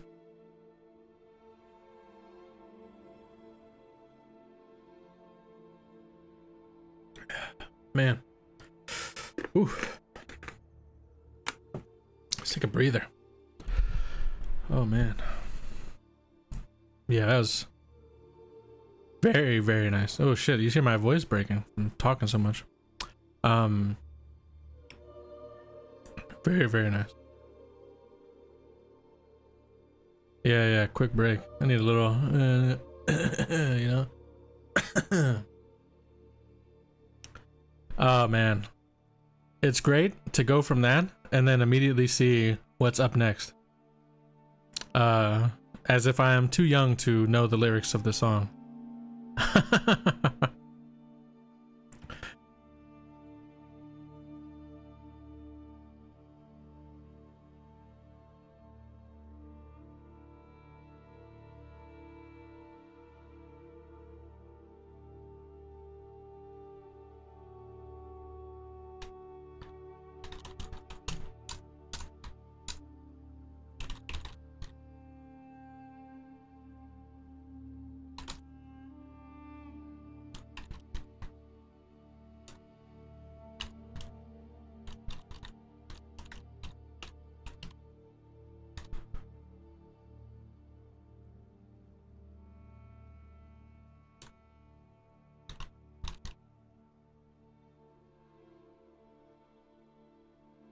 Sing it how I should think it. How I think it should go. I know the song, dude. I'm a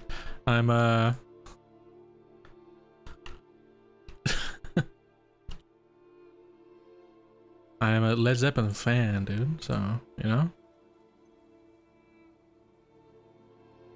you're not gonna. I know exactly how it would be. Yeah. I'm one of the very few Led Zeppelin fans, apparently.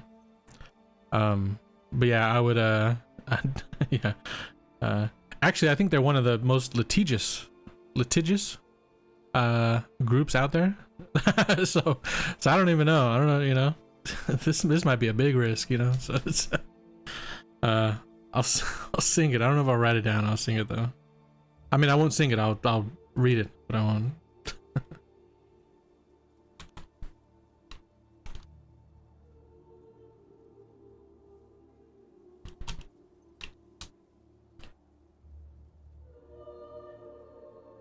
All right. Nah. We won't pass. I mean, I doubt they're gonna fucking, you know. So. All right. So, the Gorsemen of Brevnak, pre-Brevic runic inscription. I'm not gonna sing it. I'm gonna read it though. They come from the land of the ice and snow, from the midnight sun where the hot springs flow. The hammer of the gods will drive their ships to new lands to fight the horde, sing and cry. Vanilla? Vanilla, they are coming.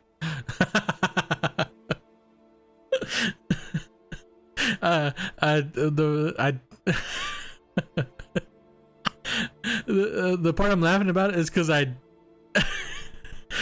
don't know if this is a misspelling or if this is on purpose. So I don't know if you're really trying to spell Valhalla or or if it just like falls into the meme of of spelling mistakes. Oh shit. Oh shit. Oh fuck, okay. Vanilla, they are coming. You already said the hammer of the gods, dude. Oh fuck, Roard and Gamzee wrote this, yeah. Vanilla, they are coming. On they sweep with threshing oar. Our only goal will be the western shore. They come from the land of the ice and snow, from the midnight sun where the hot springs flow.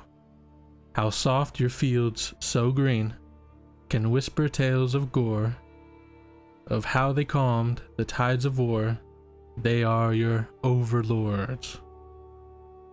On they sweep with threshing oar.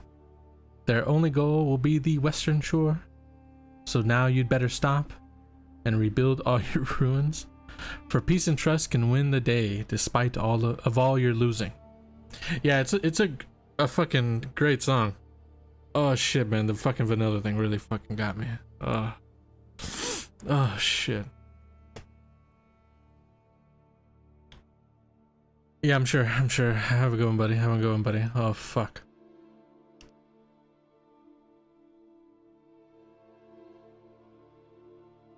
Fucking roared and Gamzee. Oh yeah, it's funny, the conversation that happens in the world building ideas. What was the Chief of Tour Arcane called? It's Roared and Gamzee. That's what we decided. Alright, good shit. Alright. Oh fuck. Okay. Let's do heading 3, and then this one is the Song of Vengeance, I believe. Of Vengeance. Okay.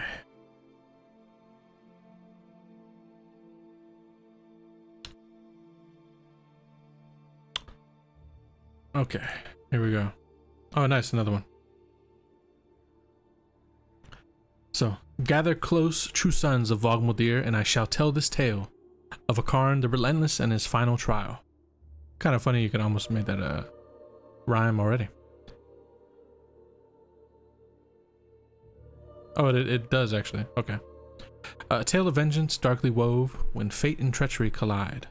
Arthur the Uniter, a leader wise and strong, fell to the assassin's blade, a deed so vile and wrong.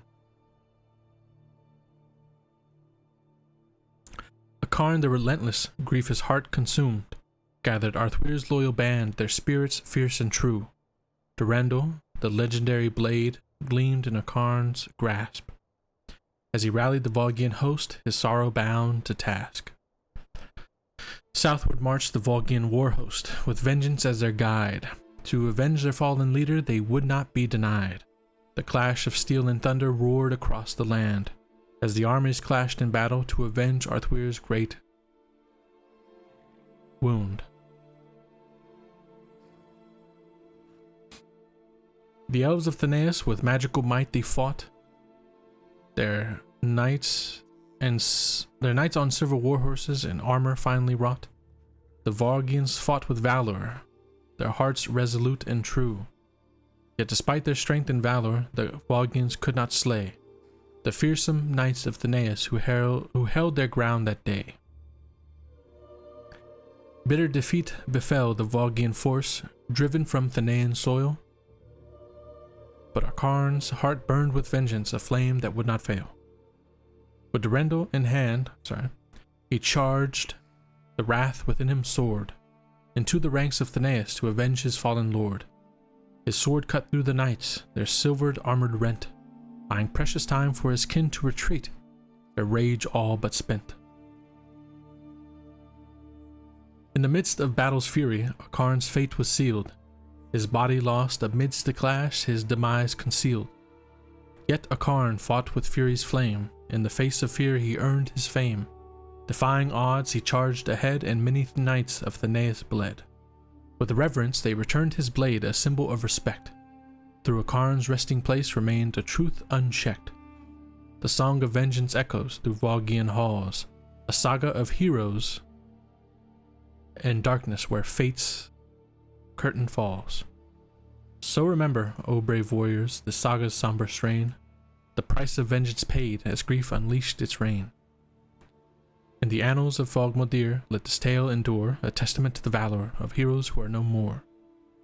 Composed and performed by Talifer Apicador, tale teller, on the eve of his belly mar. Have a go on, beef. Let me know how it goes. Hope it goes well. Very nice. Very nice.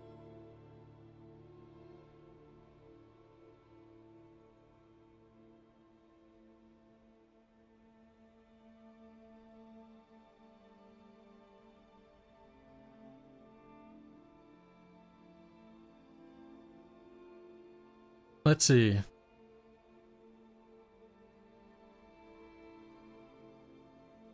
A Dukhan regimental fighting song from a long and retired and unnamed regiment.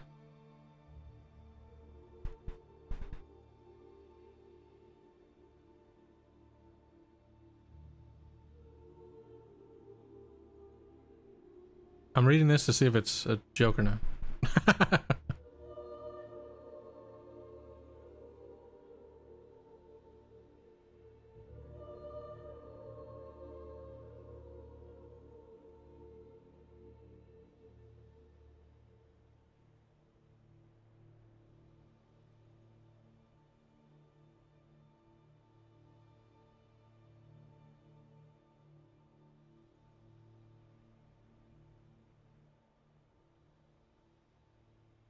All right, I'm gonna read this. I think it's this, and then I think it's.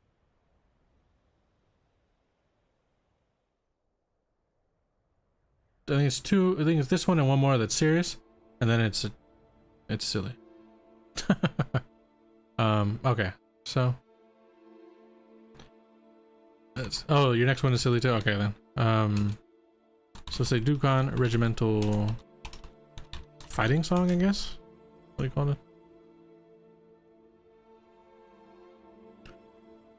I'm curious if this is supposed to be set in like a like a jogging you know what I mean, like the how to say it, like, yeah. Okay.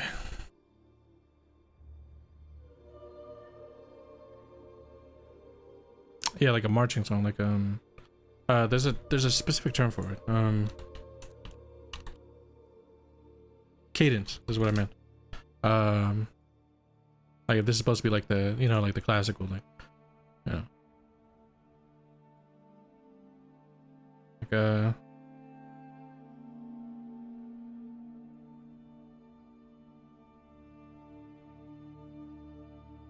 yeah, I don't know what I've been told. Yeah.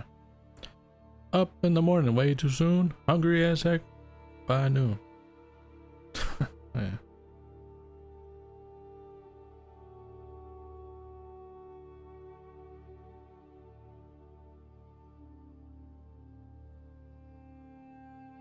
All right. I'm not gonna try to do it in this one, because I can't really. It kind of sounds like it, but I mean, again, this almost sounds like it came from something else. So, okay. Deep in the castle and back from the wars. See, that's why I keep wanting to. For some reason, this gives me the cadence kind of songs, like, because I can hear it, like, deep in the castle and back from the wars, back with my baby and the fire burned tall. Hoorah went the man down below. All outside was the rain and snow. Right? Like, I can hear it very clearly in like military cadence, but I don't know. So deep in the castle and back from the wars, back with my baby and the fire burned tall. Hoorah went the men down below. All outside was the rain and snow. Hear their shouts, hear their roar. They probably all had a barrel or much, much more. Hoorah, hoorah, hoorah, yeah. Over the hill with the swords of 1,000 men. Yeah, I think this is a... I'm pretty sure Chris got a military cadence song and just kind of mess with it a little bit. Yeah, we had to meet the enemy a mile away. Thunder in the air and the skies turned gray. Assembling the knights and their swords were sharp. There was hope in our Dukhan hearts. Hear our sound, hear our sound. We're gonna fight until we have won this town. Hoorah, hoorah, hoorah, yeah. Over the hill with the swords of 1,000 men. The knights come along at the end of the day. Some were half alive and some had run away. Hear our triumph in our roar. We're gonna drink a barrel or much, much more. Hoorah, hoorah, hoorah, yeah. Over the hills with 1,000 men. Well, it's a Dukhan regimental fighting song. So I guess there's a little bit of history. It's I think initially like histories wasn't like specific events. I think the idea was like little historical things, right? So like an old Dukhan regimental fighting song seems kind of like a, you know, some type of, you know, like historical. I think that was the idea. I probably didn't get it across there appropriately with the post, but I think that was initially what Chris was pushing for. So tour Arcane. 'Tis a silly place, I believe. All right. Oh, cannot forget this.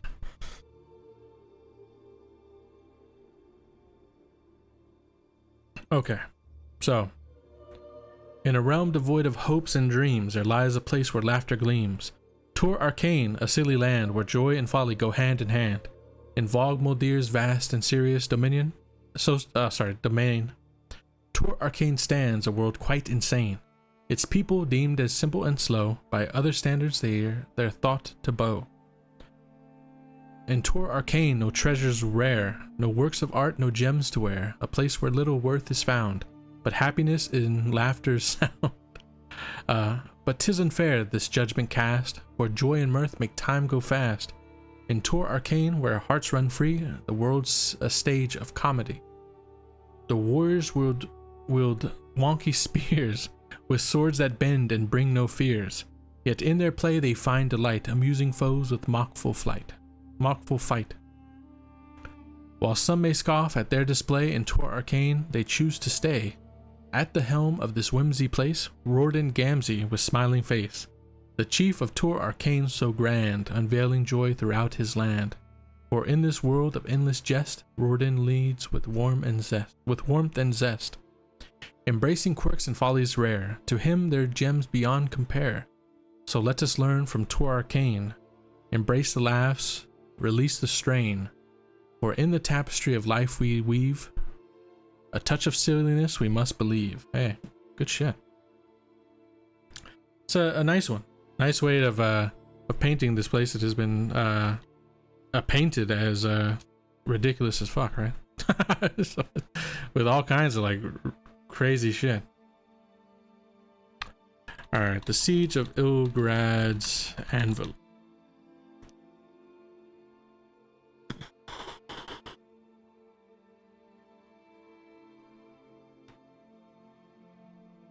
Alright, so this is gonna be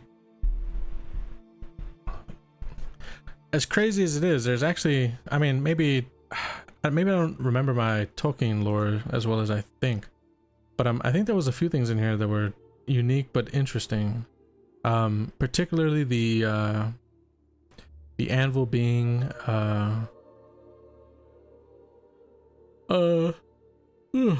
sorry,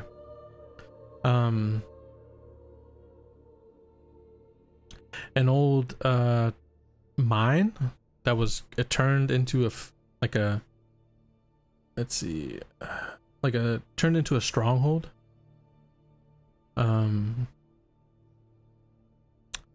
Okay.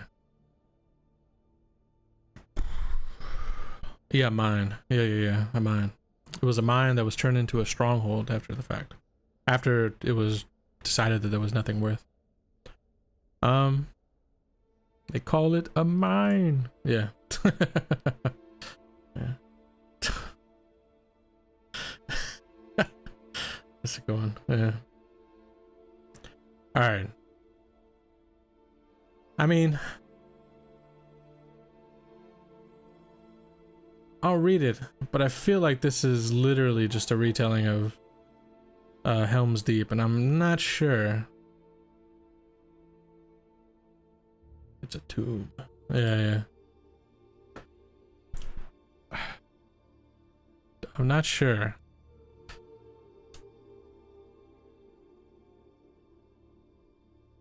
Let's see if there's anything we can... I'll read it and we'll see if there's anything I can pull from it and try to like rework. Probably not now, but later. Jesus. This is fucking crazy.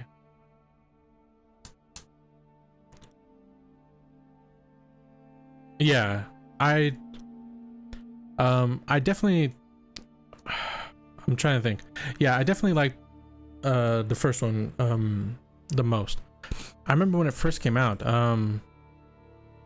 I wasn't able to see it in like genuine like big theaters. But back in the day, there used to be, as crazy as it sounds, in the US, there used to be dollar theaters where you would pay a single dollar and you could watch whatever movie they had showing. And it was typically like the, you know, stuff that had kind of gone out of initial screenings and everything, right? Like you would see movies from like, you know, 2 or 3 months previously to kind of get there. And I think prior to seeing it, I think my interest in fantasy wasn't necessarily like big at all. I remember, I think, so actually, like, this is kind of crazy, because this kind of ties into why I really enjoy tabletop RPGs. So I'm gonna tell this story, this personal story of my life, before I read this literal retelling of Helm's Deep. So I'd went to see a movie, and what I would do as a punk ass little kid, I would spend the dollar.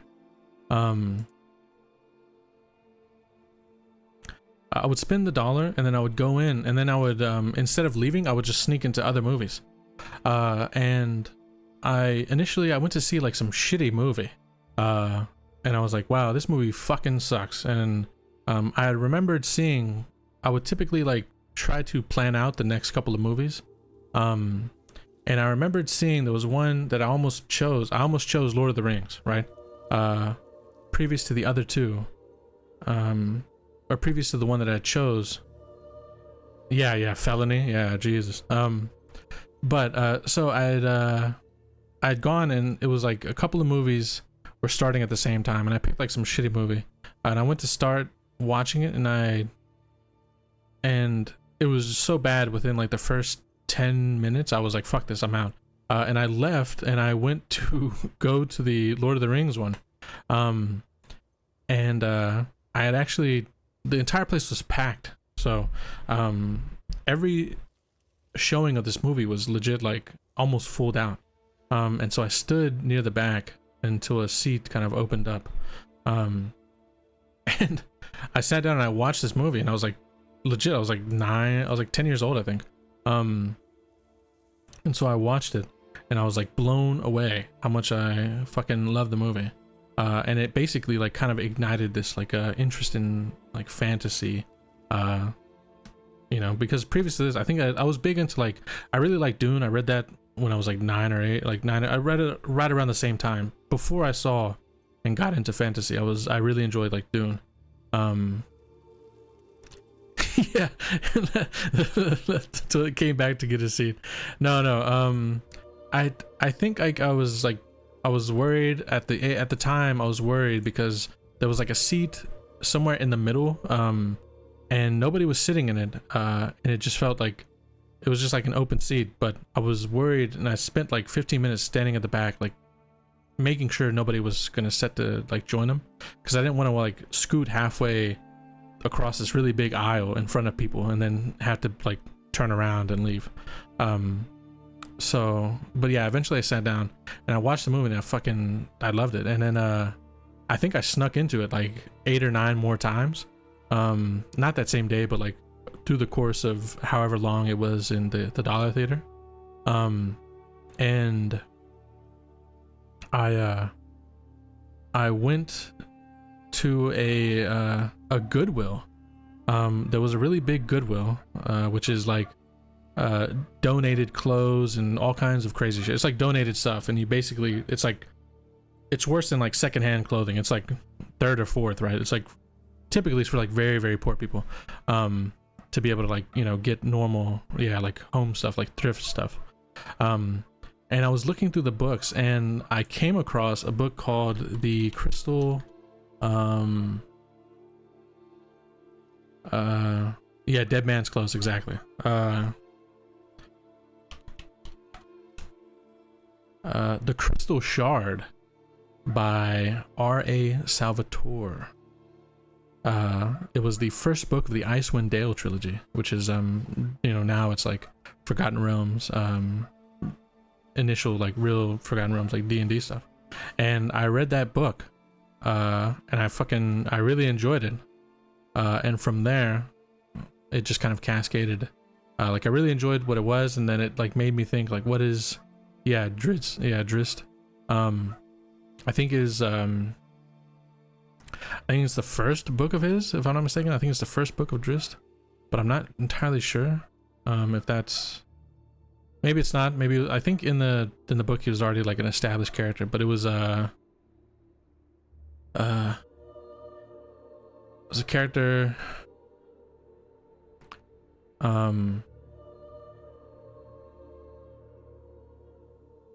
It was like this whole thing. Yeah. It was it would got me into for far too long. Yeah, dude really loved that stuff, huh? He's written very prolific, you know.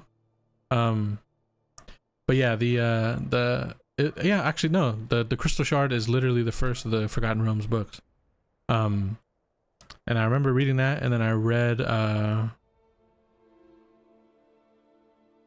I really enjoyed that one, and then I kind of like just went looking for like what was Forgotten Realm, you know, trying to figure out like what, you know, like what is this, you know, because I was so, yeah, I did read Lord of the Rings. I didn't read it when I was that young. I tried to, but I think like around 10 or 11 I was like, this is like, it was too much for my my child head, you know.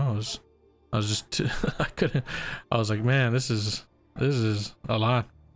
But eventually I did read it. I read like everything. I read the Silmarillion. I read that like a madman. So yeah, I got real big into it. Yeah, like very dated book. Yeah. I mean, as a kid, I really did enjoy. I enjoyed The Hobbit, though. Obviously, even as like a young kid, even reading it like 10 or whatever, it was like I really enjoyed The Hobbit.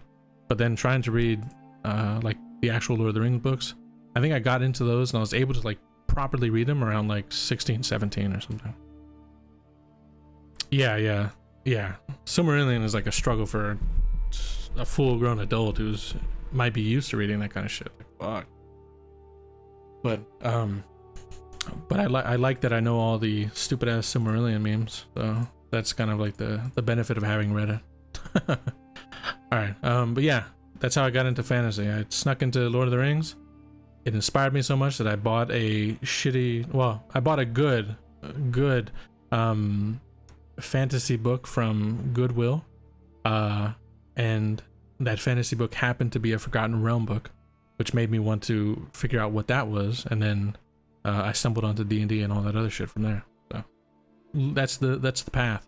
Lord of the Rings, Goodwill book, D&D. All right. The Siege of Ilgrad's Anvil. I feel like I just can't add this because it's from the little bit I read, it seems so on the nose, but I'll read it at least, because it's a lot to write, so I think it'll be really shitty to not read it. So, the Siege of Ilgrad's Anvil. In the year of the, agoraphobic squirrel, in the century of storm-struck pine, under the millennium of the retreating glacier, the orc stronghold of Ilgrad faced an alarming buildup of antagonism from the human populations settled in the surrounding forests and plain. Yeah, let this be the hour where we draw swords together. The reason was never discovered, but whispers of a partisan sect stirring up distrust of the orcs led to leaders of Ilgrad to suspect this was part of a targeted campaign against the young growing town, as it was at this point. As the bitterness, resentment, and prejudice grew in volume and spite, orc traders from the city were more frequently being waylaid on the road. The township leaders raised a force of scouts and employed a small number. Yeah, where was Rodan when Ilgrad fell? And employed a small number of skilled ranger mercenaries to support these scouts in finding tactical intelligence on what was developing. It was not long before information flowed back to Ilgrad of large gatherings of humans building up and heading towards Ilgrad with dark intent. At the time, The groups were separate, but when they converged, they would be many times the number that Ilgrad could stand against. This kind of goes against some of the lore of the area as well, which no fault to Chris, because I have never shared any of that. With little time to act, it was decided that the population would evacuate with all the supplies that could be carried. They had no time to escape the horde, though. The only chance was to weather the storm at the ancient keep of Ilgrad's Anvil, set back into a deep ravine of the mountain prominence that Ilgrad itself was founded upon. The Anvil was a much older edifice, likely constructed by dwarves and abandoned when the valued mineral seams were picked clean. Now it has left a testament to their skill with an underground warren of tunnels, a perfect bolt hole for when times required one. I really like this idea though, right? I think that's very cool. It was a day's march from Ilgrad. For a disciplined force, it would take the civilian population 3 days. They had a lead on the human wave that was approaching, but it would be close. Close it was. As the last of the townsfolk were entering the gates, the human horde entered the lowered end of the ravine. It caused a surge and press at the main gate yard before the keep, and there was much whimpering and crying amongst the families. An advanced assembly of archers had been set to press ahead of the civilians, so the curved rampart wall that guarded the keep, from being surrounded was already orked with the line of readied bows. Okay. Those with keen eyes could see the thronged horde of humans struggling against itself to make its way up the ravine. The press of bodies solid between the cliff walls, they moved like a surging tide, intent to crash upon the rampart like a storm wave against the harbor wall. Soon enough, the order was given. The first volley of arrows. Wait. The first.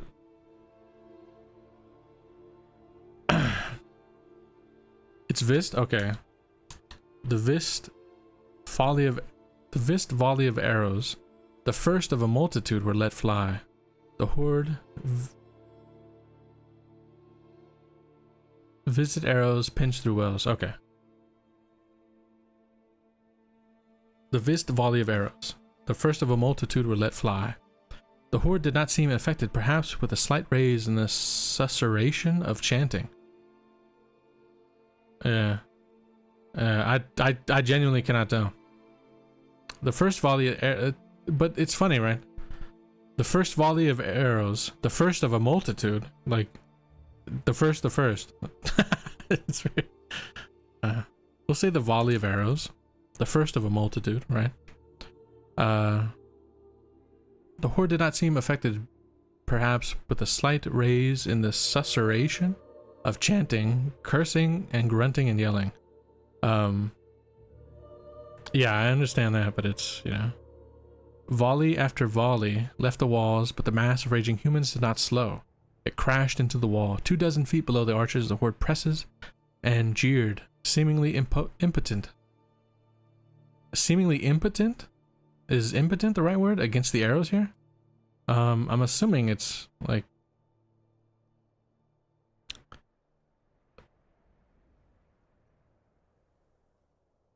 Is that right? I would think it'd be a different word. Like, seemingly against ineffective against the arrows, though, right? Well, isn't it? I think the point here is that the arrows are ineffective against the horde, right? Either way, a few rocks came up along with the sporadic peppering. Impervious is what I'm thinking was meant.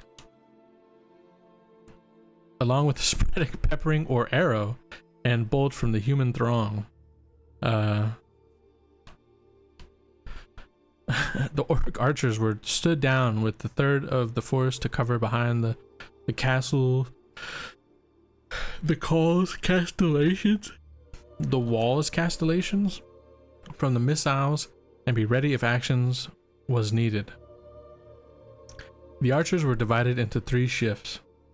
An uneasy stalemate settled into the first day and night. An element of organization developed among the massed throng of humans, and they retreated to beyond the effective limit of the orc bows. Much of the throng exited the ravine, undertaking such tasks that the orcs could not fathom, as it was beyond their gaze. The orcs took stock of supplies, and rationing was implemented immediately. Unfortunately, water was not an issue due to the artifice of the dwarves that had raised this grand monument to the stonemason's art. Water running from the cliffs and mining tunnels was collected, channels, and fed to where it was needed. Drinking water and sanitation would not be an issue. What would be an issue, though, was ammunition. Gaze. Yeah. Beyond their gaze. What would be an issue, though, was ammunition, for even the dimmest of quartermasters would instantly come to the conclusion that the human horde outnumbers the orc stock of arrows several times over. People were immediately put to work making arrows. They made crude heads from the mountain stone, not even sharp flint, but shaped slate mostly. Animals that could be drained on fodder and would not produce milk or eggs were slaughtered and their goodness harvested to be stored, for it was hoped that it would be at worst a long siege rather than a sudden slaughter. The bones of larger animals were put towards arrow production to complement the stone arrowheads with bone ones. Roosters were killed and plucked, their feathers making flights. When feathers ran out, with arrows still to dress, the poor chickens had their feathers clipped to provide more flight materials. The chickens were not killed until they failed to lay, as they had value in their egg production during this situation. Families were accommodate in the caves, and all that were useful all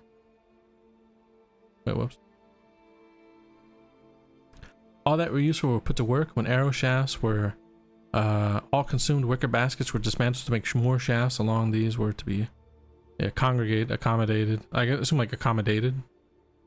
in the caves. Were all consumed, wicker baskets were dismantled to make more shafts. Along these were to be the final reserved, as they were such poor offerings. The civilians were assessed and a militia was formed. Walking sticks were taken to use as clubs. Tools to be sharpened as improvised weapons. Hayforks became unlikely trident. On the dawn of the second day, the besieged was roused by cries from the wall battlements. A host was moving back up the ravine. It still had purpose, but seemed to carry more order. It also carried other things. The humans had been busy. They had felled trees and stripped them to rough trunks. They carried them towards the orc defenders. The archers set about their work, but as one tree carrier was felled, there were always at least 3 to take their place. The trunks reached the walls. They were stood and lifted over, slamming against the wall top. The well-placed ones were landed between the castellations, and there were firm and unmovable, especially as the humans piled their dead against the base of the trunks like sandbags to hold their base in place. Soon enough, the humans had formed 3 rough log ramps on the wall, and they begun to swarm upwards, the archers focusing the climbers. But as the wrong person fell, the one behind had already surged further up. The orcs were in danger of being overwhelmed. Okay. The militia was spaced between the archers, with orcs hacking at the trunk tops with hatchets, swords, shovels, and even knives in desperation to drop the ramps. It was a desperate ploy, and it was failing. The humans were 2/3 the way up and still making progress despite the archers, creating an impressive pile of bodies below the ramps.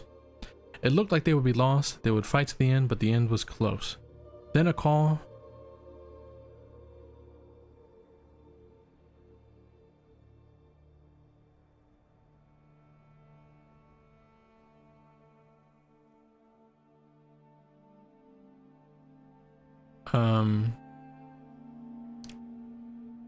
Yeah, I agree. There's a big siege missing. But again, it's like you said, yeah, most sieges in fantasy will probably evoke some sort of Lord of the Rings, right? Especially if there's like an ex machina, they rode in, they saved them at the end. Because that happens like, what, twice? If not more, if you consider the Silmarillion. So the militia was spaced between the wall. Okay, we read all this, but the end was close. Then a call to make clear the wall from the keep. 3 pairs of burly orcs ran to the wall carrying something billowing smoke. 3 of the leaders followed closely behind. The new groups each took position at a ramp. Yeah, not counting Gondolin. With one leader's guard who had produced a short bow and a flame arrow that was lit well below the... An order was given and the objects were thrust out by each pair of orcs. A liquid training steam, issued forth. While it was still in the air, the leader's guard loosed their fire arrows into it in a burst of a moving cloud of flame. The flame that landed on the crowded mass of humans looking upwards. Flame landing on the wooden surface on which they climbed. The liquid burned where it landed and helped the green trunks catch fire. The horde retreated again and the fight burned out them for the day. Those that were at the front of the conflagration were blinded, and the defenders of the wall heard their pitiful wails and moans through the day, starting with them stumbling around unseeing, to them gradually losing strength from their injury, laying on dampy rock ground and slipping into their last sleep. Alright. The uneasy stalemate from the previous day became a tense and strained waiting game for the orcs. Children were kept back from the wall to avoid them being disturbed by the sounds coming from the dying aggressors. Some people succumbed to the stress of the situation and flew into hysteria or collapsed into melancholy. The orcs of Ilgrad set themselves to wait out the second day. However, now the keep's store of oils and animal fat was exhausted. The following day brought a change of weather. A fog rolled off the mountain, filling the ravine and flowing out towards the besiegers. Visibility was lost before the light of dawn broke. The wall guard was bolstered for extra vigilance. Hours went by. It seemed that no attack would come that day until the noise of rock crackling against rock rang out in silence from the valley floor. Immediately, a volley of arrows was loosed into the fog, and a host of screams erupted from the silence, followed shortly by a roar that could be felt. The fog was so bad that humans could barely be glimpsed at the wall base, but it seemed that they were carrying to the wall and then retreating away in waves. Despite the poor visibility on one location, at the end of the wall furthest from the keep, the besiegers were becoming more visible. The situation was perplexing until it was realized that the humans were building a ramped embankment up the wall at the far extent where they could only take fire from one side, and some of the wall's archers were out of range. The humans were building a ramp from the bodies of their dead. Jesus.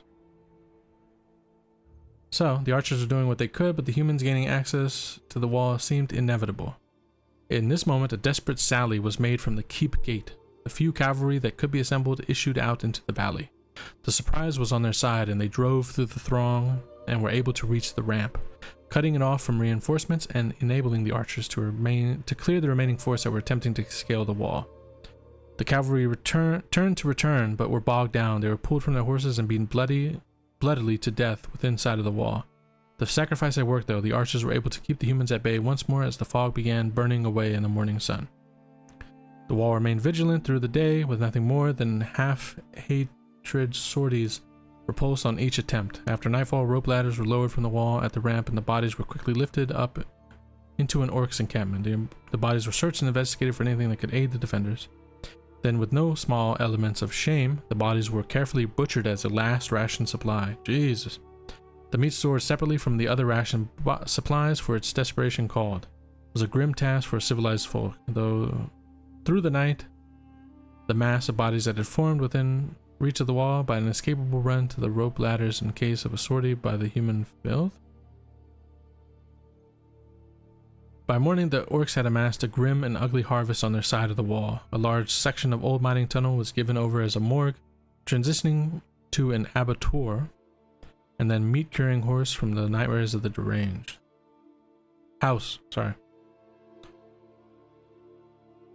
Jesus. The fourth day brought nothing but minor sallies from the humans. The orcs' overnight work seemingly robbed the attackers of their most resilient strategy so far. It streamed as that this battle would pause for a while. Safichu, how you doing? What you building? We're actually reading some histories that have been submitted by members of the community. So, this is I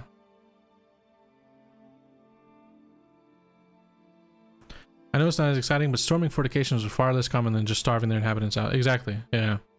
Usually the besiegers would stick up for around a few days and maybe throw some rocks in, expecting the garrison to capitulate. Exactly. That's, yeah. Real life sieges were definitely long drawn out affairs, right? Like, you know,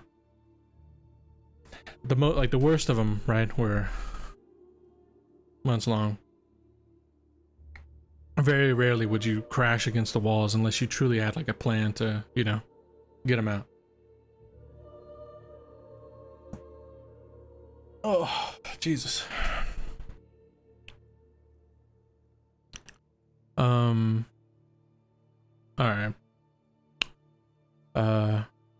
So several days passed. Stock of fresh food had run out, and the people were drawing on what preserved goods they had been able to gather. Yeah, something like Byzantium took absolutely fucking ages. Exactly. Sometimes like years. Yeah, Constantinople. Yeah, all that stuff is long drawn out affairs. The humans made half-hearted approaches to the wall, but nothing like the attacks previously sent against the orcs. Arrows were rationed with the best going to the best archers, the poor stock going to the less than expert archers. Arrows were recovered from the valley floor before the wall and small scavenging runs between human patrols.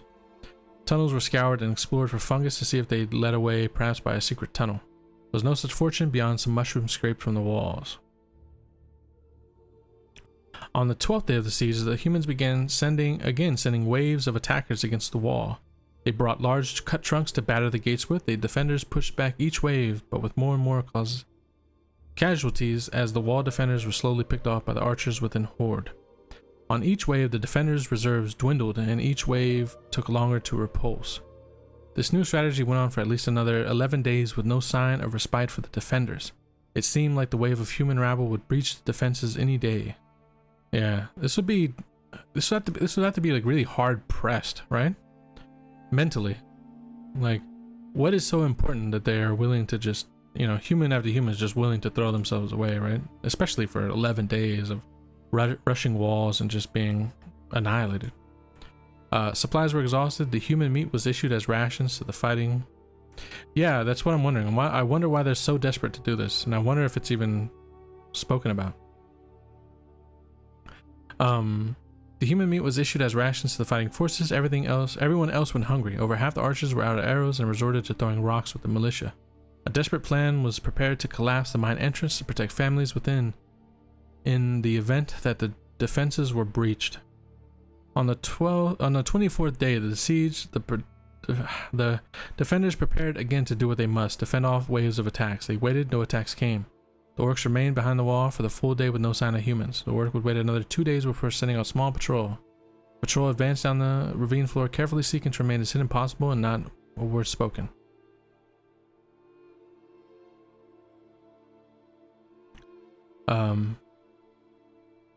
After an hour of careful travel, they spied beyond the ravine entrance, a sight of desolation.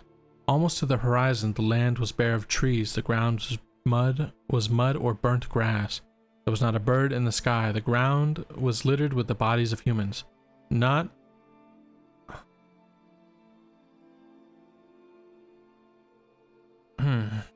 mass dying or massacre, but dotted about the ground. The patrol returned to report. Okay. A larger patrol followed that day to split up at the ravine entrance and spy out the land around. The conclusion was drawn that the humans had overhunted the area through their colossal numbers, bringing about a situation where they began to starve as malnourishment set in. As they grew weaker, some developed sickness, which spread up through the horde. While it had seemed like the horde had unlimited strength when they attacked in the waves for days at a time, this was down to the staggering numbers drawn from the region. Each wave were almost fresh troops drawn from the crowd. It was surmised that the humans eventually just drifted away to seek home or simply survival. The orcs returned to Ilgrad. It would be several years before the landscape at Ilgrad's anvil would recover to any extent. This account is remarkably complete and eloquent record of the event, so much so it has been proposed that it is a romantic fishing commission by some leader. Wait. So, I don't get it. This account is a remarkably complete and eloquent record of the event. So much so, it has been proposed that it is a romantic fiction commissioned by some leader of Elgrad from the past. Yeah. I don't understand that last line. It's so complete that because it's so complete, it must not be real. I think what's the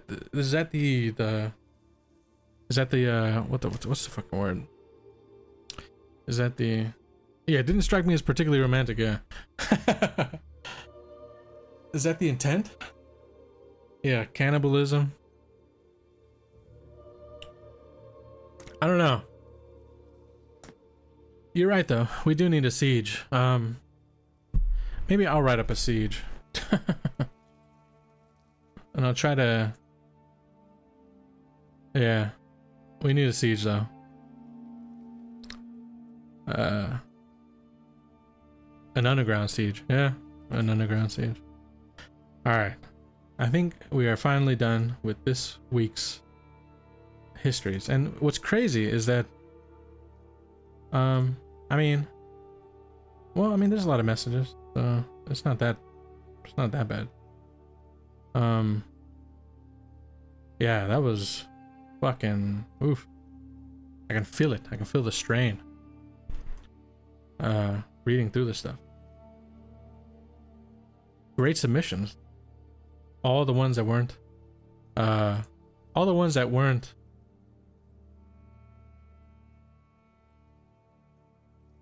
joke, you know, submissions were really good. I mean, even the Tour Arcane one is kind of is pretty good. So yeah. Yeah, there's two of them. One of them is a tail. Milk coming back with a fucking heavy swing and the Aparat. Fucking super good. And then the sacking of Krasny. Yeah, Milk slapping us with VD. Jeez. Yeah, that was a monster of a submission. The Vogmodir Dukan rivalry. Fucking when Chris takes it serious, man, it's good. A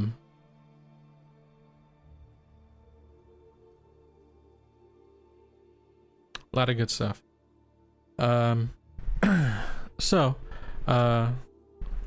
yeah, so I think the next one is just gonna be like a free-for-all. Exactly, like whatever anybody wants to suggest. If it's something we've done before, if it's not something, like, it does not matter. There is no, the only topic is any topic you choose, right? So if you want to throw in something related to previous idea threads, if you want to do something like, you know, I don't know, like weapons, NPCs, places and landmarks, stuff like that. What was some other popular ones? Food was pretty popular. Regional factions, fauna and flora was really big. Yeah, so that'll be this week's world building idea thread, because it seems like when we get too specific, although this one, I mean, surprisingly enough, it's a lot of really long suggestions, but this one, like, if you consider the amount of substance, this histories one had a fuck ton, like, compared to, you know, like, there was a few that were like really popular in the moment and then just nothing ever went out. Celebrities, like, nobody suggested shit really. So yeah, whatever the fuck you want, this is a free-for-all. If there's anything you've ever wanted to suggest in the past, or something that you thought of in the moment and you were like, you know, oh, this would be cool, I'd be doing it. But yeah, so I'm gonna call it here. I'm actually probably gonna need to soothe my voice a bit. Definitely a lot of reading. So thank you all for hanging out. Thank you. Thanks for indulging you. I saw your message on Discord. I'll reply in just a second. But yeah. Yeah, I need to get some salt water, you know. But thank you all for hanging out. Thank you for indulging me, right, for the past 2.5 hours reading all this. Been a good one. I'll be back tomorrow with our Saturday stream. The what's the name of that campaign? Dead Waters. But thank you all for hanging out. Hope you had a good one. If anybody is watching and would like to get involved, the best place to do it is in our Discord. That is the first place I reach out to whenever I'm recruiting for the next cycle of campaigns, and we are currently halfway through this cycle of games. So, you know, now is probably the best time to jump in to get your feet wet before, you know, trying to jump into any future games. But in any case, thank you all for watching. Thank you all for hanging out. Hope you all have a good day or a good evening. Some of us are, yeah. Hope you all have a good day or good evening, and maybe we'll see you next time. If not, we'll see you when we see you. So have a good one, guys. Peace out. Later.